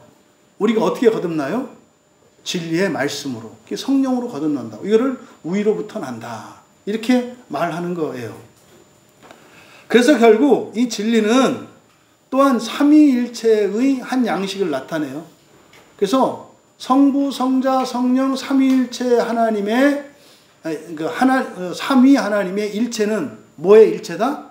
진리의 일체다. 진리의 일체다. 그러니까 성부는 진리의 하나님, 시편 31편 5절처럼 진리의 하나님. 또 성자는 진리야. 앞에 요한복음 14장 6절에서 했잖아. 진리다. 그러니까 예수님이 진리야. 예수님 자신이. 근데 성령님은 또 뭐예요? 진리의 영으로. 그러니까 성부는 진리의 하나님. 예수님은 진리. 성령님은 진리의 영. 그래서 삼위일체 하나님이 진리의 삼위일체로 성경에서 계시되고 있다. 이거는 뭐다? 우리의 일체되는 수단과 이유가 진리임을 나타내는 거예요. 그러니까 앞에서는 사랑의 일체였잖아요. 우리가 예수님을 사랑하면 예수님 안에 거해 일체가 돼. 지금 여기서는 진리의 영이라고 한 건 뭐겠어요? 바로 진리로 우리가 하나님과 일치된다는 거예요. 그럼 그 진리가 뭐예요? 성경이잖아요. 성경. 그래서 성경으로 우리는 하나가 된다고. 그러니까 성경을 쪼개고 성경을 왜곡시키면 우리가 하나 될 수가 없죠. 그러면 첫째 부활은 될 수가 없어요. 감사한 것은 성경이 성경되는 것은 누구로 말미암아요? 성령님으로 말미암거든. 성령님으로 말미암기 때문에 인간적인 실수나 번역상의 이런 잘못이나 이것 때문에 우리의 일치를 방해받지 않는다고. 그래서 성경이 성경되는 것은 성령이시기 때문에. 그래서 성경을 제가 읽고 설교를 합니다만 진리를 말하는 거죠. 그죠? 근데 제가 틀릴 수도 있고 부족할 수도 있잖아요. 근데 그걸 어떻게 해요? 성령께서 하시니까. 제가 아무리 정확하게 말해도 여러분들이 또 못 알아들을 수 있잖아요. 근데 그걸 성령께서 하시니까. 사실은 진리인 성경이 완전하지 않아요. 진리를 전하는 설교자가 완전하지 않아요. 진리를 받아들이는 여러분들이 완전하지 않아요. 이게 뭐 불확실하다니까. 사실은 불가능하다니까. 그런데 이게 불확실하기 때문에 어떻다? 확실하다. 왜? 성령의 보증, 보혜사의 보증이 있기 때문에. 이런 얘기를 우리끼리 하는 거다 그랬어요. 다른 사람들한테 되면 이상한 소리 들어요. 그다음 세상은 그를 받지 못하나니. 그러니까 받지 못하는 세상. 그러니까 이 세상은 그러니까요. 교회 안에 있어도 성령을 받지 못하면 그 사람은 세상인 거예요. 이 세상이 뭐예요? 세속성이에요. 세속성. 그럼 여기서 받다라고 하는 것은 뭡니까? 주시는 것을 능동적으로 받아들이는 걸 말해요. 여러분, 지금 제가 여기서 성령을 여러분들께 나누어 주고 있거든요. 왜? 진리를 전하니까. 근데 세상은 그걸 못 받는데요. 왜? 받아들이지 못하는 이유가 뭐냐? 이는 왜냐하면요. 보지 못하고 알지 못하기 때문이다. 그러니까요. 보지 못하고 알지 못한다. 여러분, 성령은 눈에 보여요? 안 보이잖아요. 원래 안 보이는 거잖아요. 그러니까 진리는 안 보여요. 그리고요. 이 성령은 사람의 이성으로 알 수가 있어요? 없어요. 그러니까 여기서 성령을 보지도 못하고 알지도 못한다. 이건 뭐에 대한 설명일까요? 이거 알아맞히면 진짜로 이 설교를 다 알아들으시는 거예요. 받지 못하는 이유가 성령을 보지 못하고 알지 못하기 때문이라고 했다고요. 그럼 성령은 원래 안 보이는 분이고 안다라고 하는 것은 이성적으로 아는 거라고요. 그러니까 성령이 보이지도 않고 알 수도 없으니까 못 받는다는 거예요. 뭐 얘기해요? 누가 안 하나 좀? 예? 뭐에 대한 얘기요? 예? 너무 감사하네. 믿음이요. 믿음이요. 믿음은 뭐라 그랬어요? 이해할 수 없는 것을 아는 방법이라고 그랬죠. 그러니까 보이지도 않는 성령을 보려고 그래. 빌립이 그랬잖아. 아버지 보여달라고. 죽으려고 환장을 한 거지. 그리고 이성으로 경험으로 아는 게 아니라니까요. 어떻게 아는 거라고요? 믿음으로 아는 거라고. 결국은 왜 성령을 받지 못한다고요? 믿지 않아서. 그럼 제가 물어본다고. 네가 그렇게 믿지 않을 만큼 뭐가 있냐? 또 그냥 엄살 다 피면서 왜 안 믿냐고. 그럼 또 뭐라 그래요? 안 믿어진다고요. 믿지 마. 누가 믿으려나 믿지 마. 목사님이 뭐가 그래요. 믿어. 안 믿어져요. 믿지 마. 목사님 왜 그래요? 아, 믿지 마. 왜요? 아이고. 포스트 모더니즘이 이 절대성을 깨고, 이게 뭐냐면 믿음을 없애버린다고요. 너무나 많은 분들이 교회 안에 있으면서도 믿는 것과 이해하는 것을 오해하고 있다고. 믿어서 경험하고 이성적으로 파악하고 감각적으로 경험을 해서 확실히 아는 것을 믿는다고 해요. 그건 믿는 게 아니요. 이성적으로 파악한 거고 경험한 거지.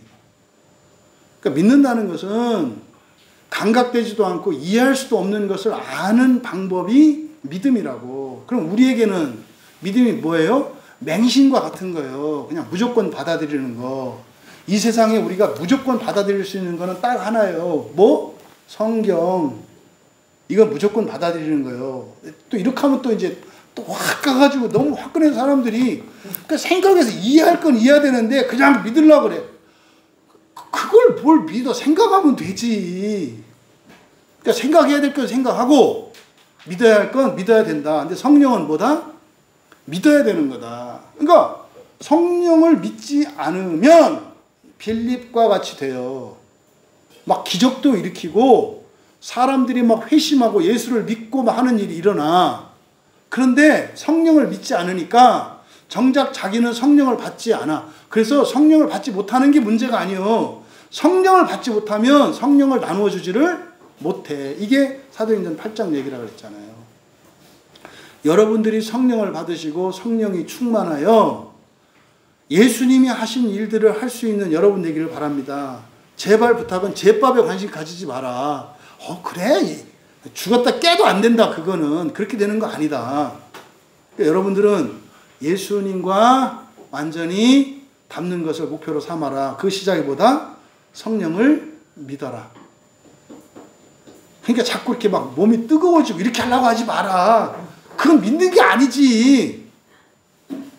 저 홍콩 코로나 유행한다던데 그걸 가능성이 많아. 그런 게 아니라고. 그런 증상이 나타날 수도 있어요. 실제로. 실제로 막 몸이 뜨거워지고 견딜 수 없을 만큼 심한 경우는 여러분 뼈가 꺾이고 이런 경험도 있어요. 실제로. 제가 예전에 누구를 위해서 한번 기도하는데 죽는 줄 알았어요. 죽는 줄 알았어요. 막 허리가 부러지는 것 같아가지고 진짜로 죽는 줄 알았어요. 진짜구나 이거. 이렇게 느끼는구나. 죽는 줄 알았어요. 그러니까 막 그 사람을 위하는 게 아니라 나중에는 내가 죽겠어서 하나님 살려주세요. 이렇게 나오더라니까. 그 사람 어떻게 됐을까요? 고쳐져요. 그런 게 있어요. 그런 게. 성령을 받으셔야 한다고. 근데 그런 일이 나타나려면 충만해야 한다고. 성령 충만해야 한다고. 성령을 믿지 않는다는 것은 곧 성령이 하시는 일을 믿지 않는 거예요. 성령이 하시는 일은 뭐라 그랬어요? 새 창조라고 그랬죠? 새 창조라고. 새 창조. 이 창조하시는 일이 성령이 하시는 일이라고. 그건 뭡니까? 새 창조의 핵심은 사람의 본성의 변화예요. 본성의 변화를 믿지 않으면 절대로 성령을 받을 수 없어요. 성경에 따르면. 본성의 변화를 믿죠. 본성의 변화가 뭡니까? 야곱이 이스라엘 되는 거. 이게 그냥 이름만이 아니라 사람이 쉰된다는 걸 믿지 않으면 성령을 못 받는다고. 그러니까 안 받는 거 자기가. 안 받아들이는 거라고. 주시는데. 또 그러니까 햇빛 오는데 어떻게 해요? 막 양산 쓰고 선크림 바르고 또 프로비타민 D 없다고 또 약 사 먹고. 아니 햇빛 쬐면 프로비타민 생기는 거를 또 이렇게 양산 쓰고 막 선크림 바르고 이제는 막 이렇게 마스크 가면 쓰고 그렇게 또 뭐 결핍 있어 또 약 사 먹고 이렇게 뭔지 그냥 햇빛 쬐라고. 응? 적당히 이렇게 봄 햇볕 특별히 많이 쬐고 가을 햇볕은 가을 햇볕 좀 많이 쬐고 봄 햇볕은 좀 피하고. 여러분 햇빛은 관도 여름 햇빛은 열이 많으니까 그늘로 다니고. 성령을 믿어야 성령을 받는데 성령을 믿는다는 게 뭐다? 새 창조를 믿는 건데 첫째 본성의 변화. 사람이 쉰된다는 것을 믿어야. 또 부활이죠. 부활이 사람이 신된다는 거, 그리고 부활 이후에 여러분이 살아갈 그 시대를 믿는 거예요. 보혜사 예수 그리스도, 또 다른 보혜사 성령이 오신 목적은 뭐라 했어요? 에이스톤 아이오나, 우리말 성경에 영원토록이라고 번역되어 있는 그 시대를 위하여라고. 천년의 통치, 그 시대를 위하여 예수님도 성령님도 오셔서 우리를 도우시는 거라고요. 그러니까 세상은 그걸 믿지 않기 때문에 받지 못하는 게 아니라 사실은 뭐예요? 안 받는 거예요. 무슨 말이냐면 여기서 설교를 하는데 여러분이 믿지 않으면 안 받는다고. 뭐 받아요? 엉뚱한 거 받는다고. 딴진 거 가니까. 그때 이제 귀신이 들어가는 거예요. 그때 엄한 작것들이 빨주노 반환부 무지개 귀신 뭐 이런 거. 그러니까 진짜 예배 시간만큼은 그렇게 되지 말아야지. 일주일 내내 충만히 받았는데 여기서 다 쫓아내고, 응? 성령 받고 성령 충만하게 되는 예배 시간 되기를 진심으로 축복합니다. 그러나 너희는 그를 안 하니. 그럼 여기서 너희는 누구예요? 부활을 믿어야 돼요. 사람이 신되는 걸 믿어야 된다고. 그리고 부활하고 난 이후에 우리가 하늘에 있는 변들을 재창조하는 걸 믿어야 한다고. 그리고 마침내는 온 세상이 하나님과 연합된 걸 믿어야 한다고. 이게 성령을 받는 조건이에요. 안 받아들인다고. 이거 안 받아들이면 어떻게 될까요? 세속성에서 벗어나지 못해요. 먹고 사는 걱정, 이 세상의 즐거움, 여기서 못 벗어난다고. 누구한테 망신당하면, 누구한테 배신당하면 견딜 수가 없다고. 하나님 나라고 보고 다 집어쳐. 첫째 부활 같은 소리 하고 있네. 그래서 내가 광야교회를 왜 다니고 있지? 그래, 지금까지 하나님의 은혜였나 봐. 은혜인가? 내가 그냥 가스라이팅인가 아닌가? 이게 뭐 한 거예요? 귀신 들린 거지. 모든 귀신 쫓아내고 성령 받으시고 충만하여 예수 그리스도께서 행하신 일들을 행하시며 세상을 구원하며 살아가시는 여러분 되시기 바랍니다.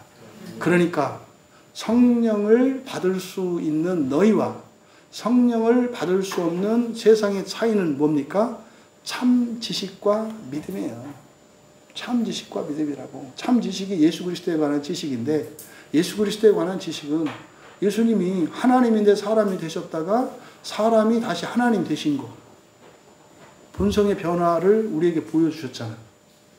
그래서 부활할 거라는 거, 이게 참 지식이에요. 그걸 믿는 것. 이것이 세상과 너희의 차이라고.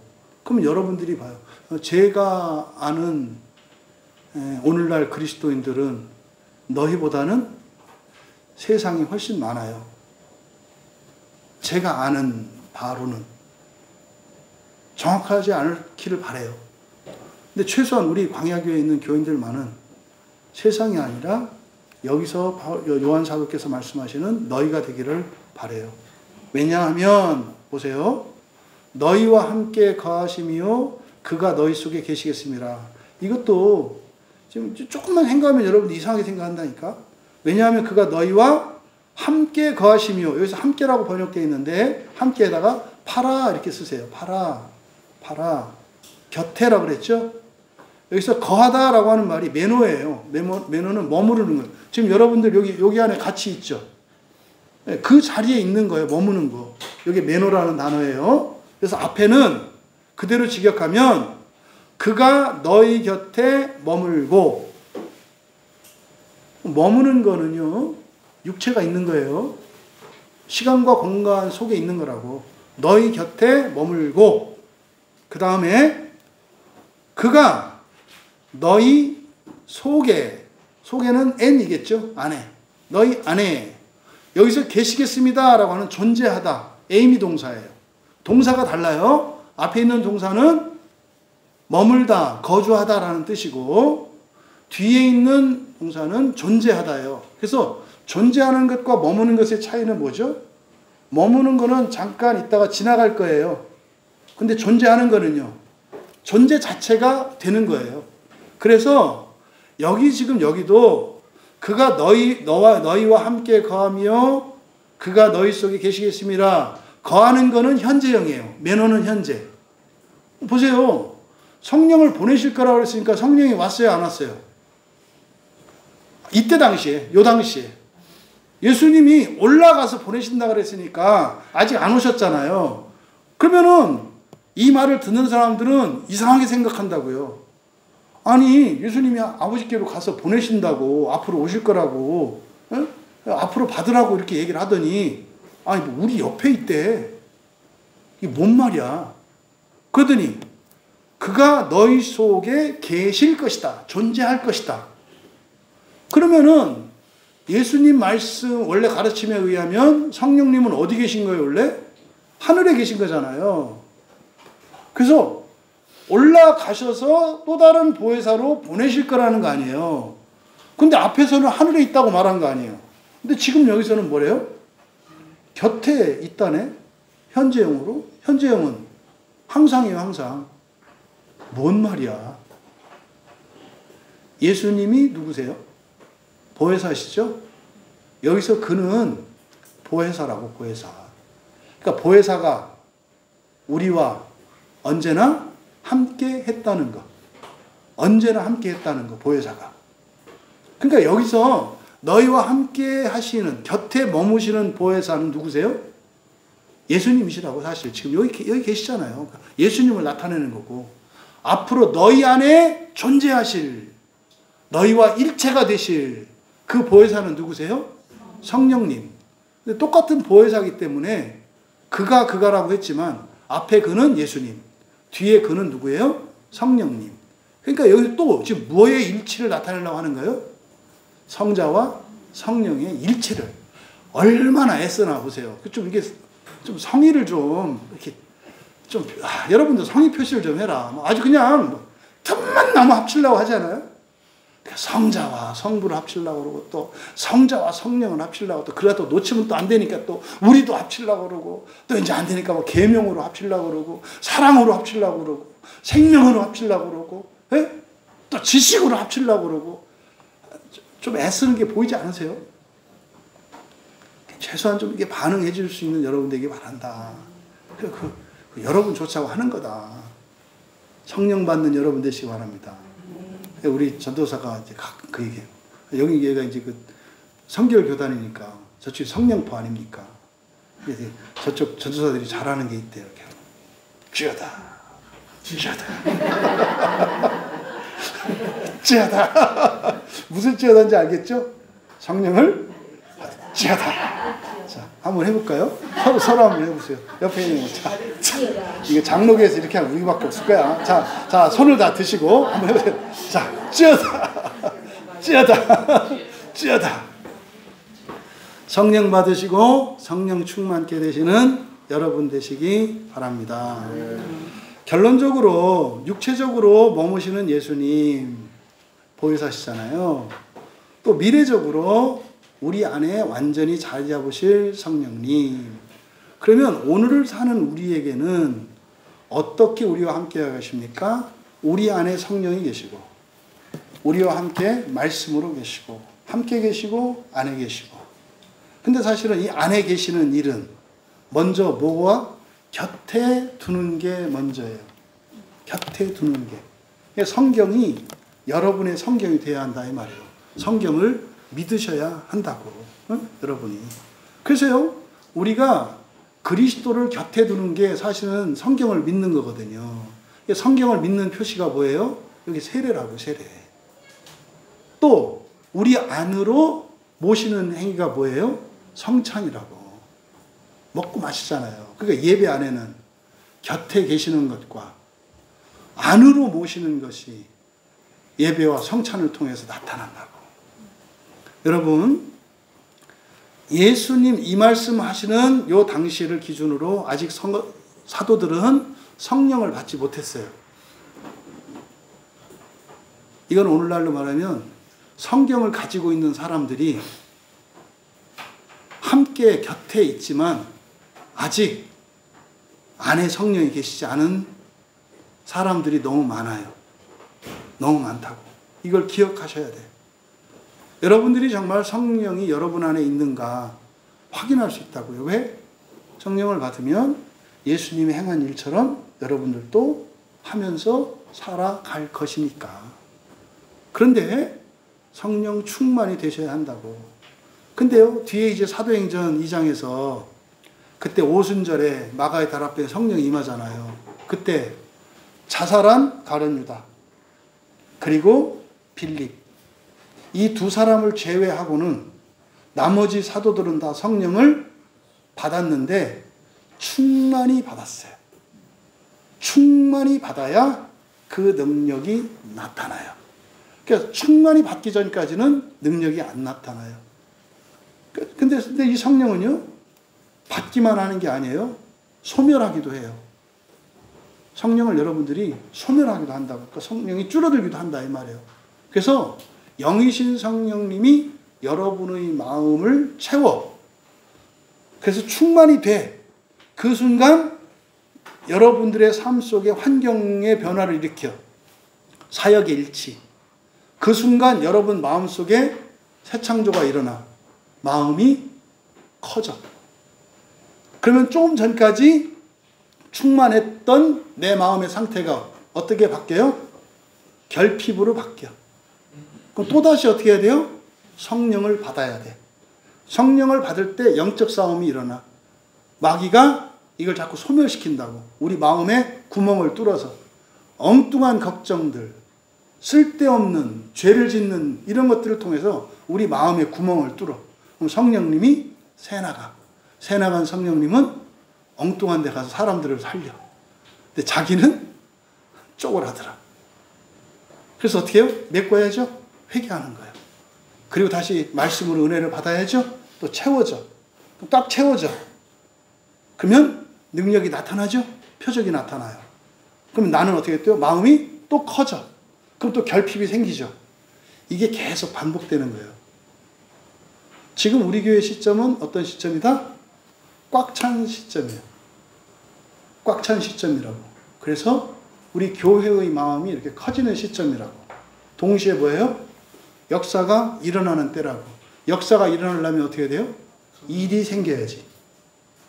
일이 생겨야지. 아니면 여러분들이 묵혀두었던 일들이 생각나겠지. 네? 여러분들의 언행을 통해서 나와요. 감춰졌던 죄들이 나온다고. 그것에 변화가 있을 수 있어요. 근데 옆에 마귀가 송곳으로 여러분 마음을 푹 해서 빵꾸 내면 푹 빠지면 역사는 안 일어나. 마음도 안 커져. 제 말 이해되세요? 이걸 깨닫게 해주셨으면 좋겠어요. 정리하겠습니다. 여러분, 오늘 말씀을 통해서 우리가 얻을 수 있는 교훈은요, 사랑하면 서로 사이에 계명이 있다는 거예요. 그리고 말을 듣는다는 거예요. 순종이 있다는 거예요. 그래서 그 사이에 사랑이신 하나님의 또 그 생명이 우리에게로 흘러 들어와요. 그래서 삼위일체 하나님은 영생하시고요, 계명으로 서로 사랑하신대요. 그러니까 성부, 성자, 성령이 어떻게 하신다는 걸 알 수 있어요? 서로가 서로에게 무언가를 요구한다는 걸 알 수 있어요. 그럼 요구를 다 듣고 서로 순종한다는 걸 알 수 있어요. 그렇게 하면서 어떻게 돼요? 사랑이 커지고 확장이 되고 거기서 생명이 커지고 넘친다고. 그 결과 창조 세계가 생긴 거예요. 여러분들이 자녀를 낳는 것도 마찬가지죠. 부부가 연합하고 사랑할 때 사랑의 넘침으로 자녀가 생기는 거예요. 꼭 기억하세요. 꼭 기억하세요. 사랑이 생명으로 잉태되는 거예요. 근데 그 사랑은 뭐라 그랬어요? 일체가 되고 연합하는 거예요. 그럼 여러분, 구약의 성도들에게 주신 계명은 여호와의 율법이었고요. 신약의 성도들에게 주신 계명은 새 계명, 예수님처럼 서로 사랑하는 계명이라고요.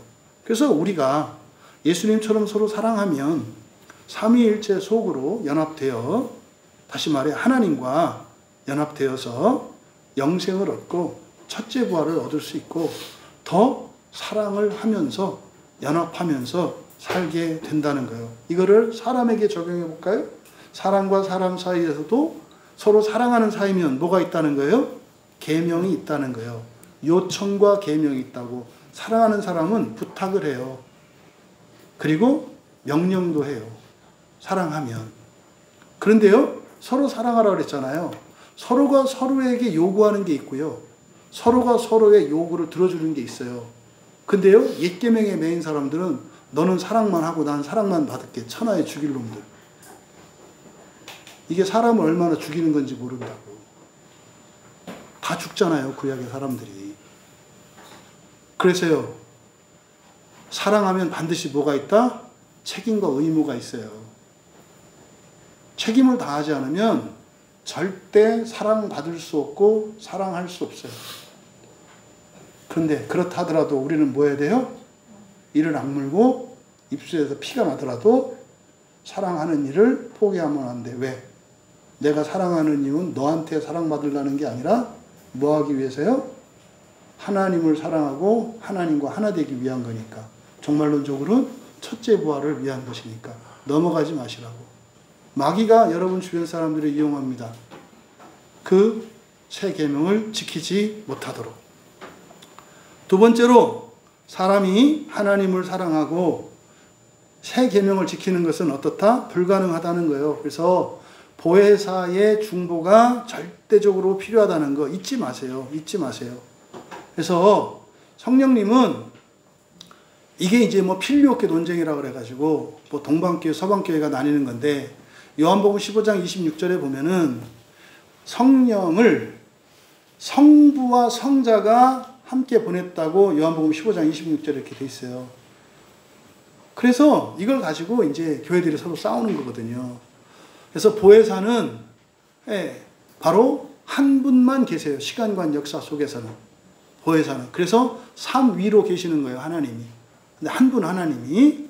그래서 여러분 사람도 정말 서로 사랑하며 또 예수님처럼 서로 사랑하며 이렇게 일체가 되기 위해서는 또 다른 보혜사이신 성령의 도우심이 절대적으로 필요하다고요.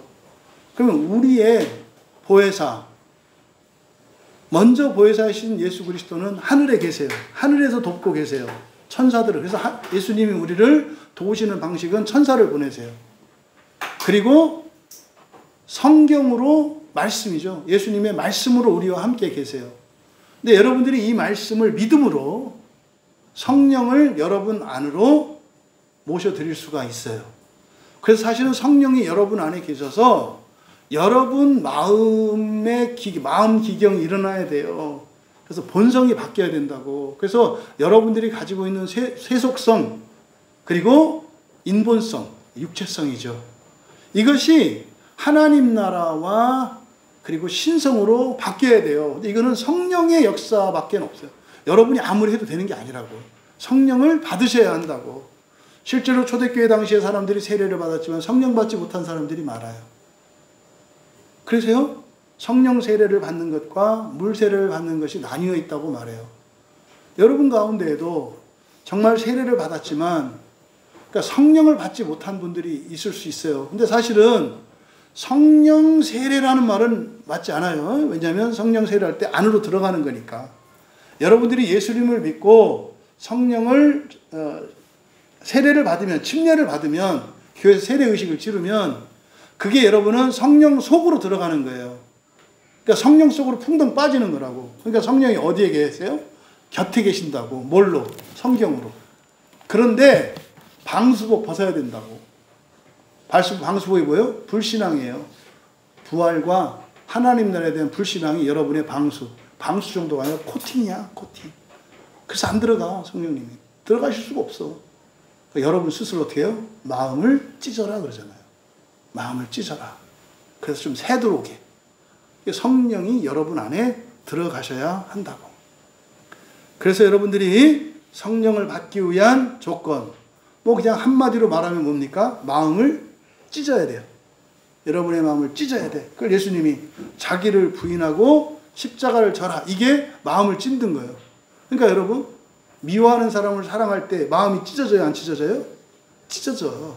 좋을 때 마음이 찢어져요? 괴로울 때 마음이 찢어져요? 괴로울 때 찢어져요. 여러분들이 계속 선한 고난에 참여할 때라야 여러분 마음이 찢어져. 여러분 주변에 누가 아프거나 여러분 일이 좀 안 되거나 틀어져야 마음이 찢어진다고. 여러분이 만사형통하면 여러분은 코팅돼 자꾸. 그래서 얼른 여러분들이 어떻게 해야 돼? 그거를 벗어버려야 된다고. 그래서 일부러 어떻게 해요? 가진 것을 내어 던지고 성령이 안에 계속 들어올 수 있도록 해야 된다고. 근데 사람들은 교회에서조차 목표가 코팅이야. 미친놈들이지. 저 같은 목사들이 잘못 가르치면 그들이 당할 환난과 하나님의 심판이 정말 두려워요. 교인들한테 맨날 주일마다 호마이카를 막 발라. 코팅, 성령이 안으로 들어오지 못하도록. 정신 나갔죠. 여러분, 우리가 성령을 받기 위한 우리의 준비 3가지. 예수님을 믿고 세례 받아야 하고요. 예수 믿고 세례 받아야 돼요. 세례 안 받아도 된다. 이 사람들은 지옥으로 인도하는 사람들이다. 이렇게 아시면 돼요. 성경이 가르칩니까? 2번째, 예수님의 새 계명을 지키며 살아야 해요. 근데 이건 가능하다, 불가능하다? 불가능하니까 해야 되는 거예요. 왜? 불가능한 걸 할 때 마음이 찢어져. 그때 성령이 우리 안으로 들어오시거든. 그래서 불가능했던 그것을 하고 있는 나를 발견하게 돼요. 근데요, 가능한 걸 잘 하려고. 그 불가능하니까 안 한대. 그 뭐 하는 거예요? 몸에 호마이카를 바르는 거야. 어? 코팅을 하는 거라고. 안 되니까 하는 거예요. 할 수 없으니까 하는 거예요. 왜? 하는 목적은 이렇게 하면 할 수 있기 때문이 아니라니까. 할 수 없는 걸 함으로써 내 마음을 찢기 위해서 하는 거라고. 되고 안 되고는 내 목적이 아니라고. 그 다음 3번째로 참 지식을 가져야 돼요. 참 지식이 뭡니까? 부활과 하나님 나라의 그 새 창조의 진리예요. 네? 새 창조의 진리를 믿음으로 받아들여야 한다. 그럼 여러분, 사람이 신되는 거 어떻게 믿어요? 네? 여러분이 하늘에 있는 별을 갖다 창조한다는 게 그게 됩니까? 근데 뭐야? 상상해라. 자꾸 상상해라. 엉뚱한 상상하지 말고. 잘못되면 어떡하나. 왜 자꾸 지옥을 상상해? 그러니까 자꾸 지옥으로 끌려가지.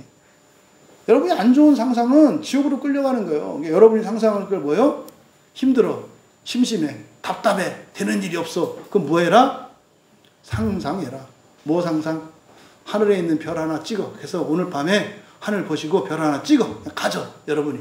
그거 주실지 딴 거 주실지 하나 찍어 그냥. 그리고 나서 어떻게 해라? 그 별을 여러분들이 창조하는 생각을 해라. 네? 열대 과일을 맺게 할지, 우리나라 사과를 할게 할지, 뭐 이거를 여러분 이렇게 좀 상상을 하셔라. 이게 여러분의 믿음을 잃어버리지 않는 방법이에요. 여러분, 우리 광야교회가 보혜사 성령이 없어서 이런 생명과 그리고 이 사랑과 이런 하나님 나라 없는 그런 세속적인 그런 교회가 되지 않기를 원합니다. 예수님의 새 계명을 지키면서 모든 신자가 성경과 함께 성령으로 충만케 되어가며 사랑으로 일체되어가는 부활의 교회가 되기를 주님의 이름으로 축원합니다. 예, 찬양 준비해 주시고요. 여러분, 설교가 좀 많이 길고 이렇더라도 좀 반복해서 들으시고 이 설교가 여러분의 말이 되도록 좀 여러분들이 힘쓰셨으면 좋겠어요. 그래서 언제 어디에서나 여러분들이 먼저 말은 못할지라도 누군가가 궁금해하는 사람이 있고 기독교가 뭐야? 예수 왜 믿어? 교회 왜 다녀?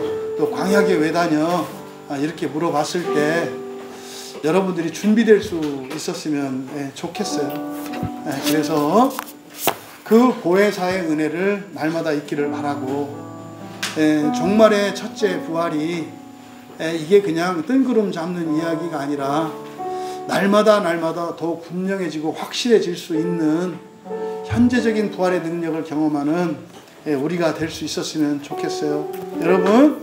여러분이 마음을 찢지 않으면 성령을 받을 수도 없고 성령 충만을 얻을 수도 없습니다.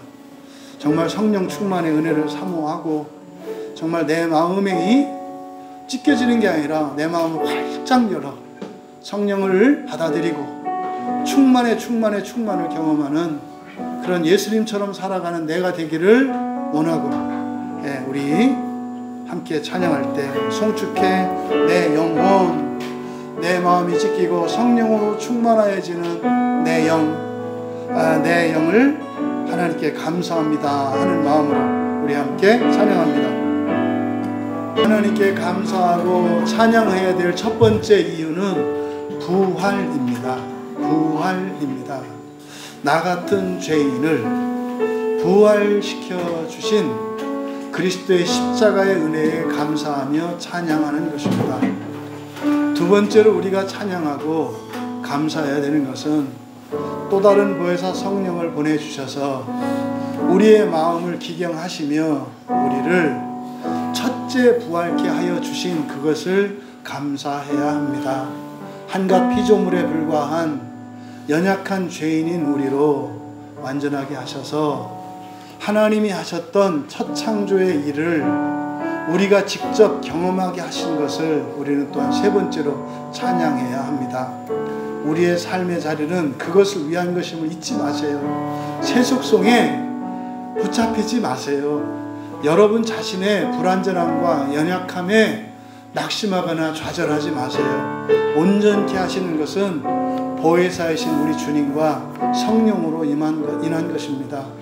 대부분의 여러분의 불행의 이유는 교만에 있습니다. 불신앙에 있습니다. 예수 그리스도를 믿고 성령을 믿고 성경을 믿음으로 부활의 영광을 위하여 기쁨으로 감사하며 살게 하옵소서. 우리 같이 기도합니다.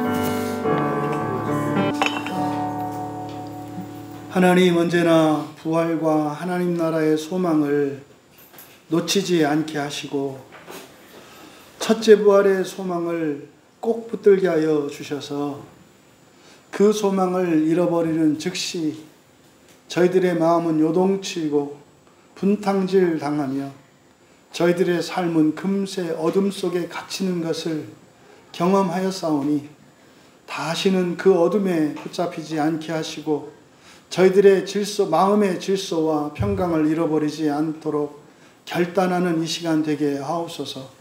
아직도 성령을 받아들이지 못한 이들이 있다면 이 시간을 통하여 성령을 받아들이게 하셔서 정말 성령께서 우리의 마음을 기경하시는 그 거룩한 새 창조의 일에 참여케 하셔서 참으로 그 첫째 부활과 부활의 영광을 현재적으로 누리며 경험하며 살게 하옵소서. 감사하며 예수님의 이름으로 기도하옵나이다.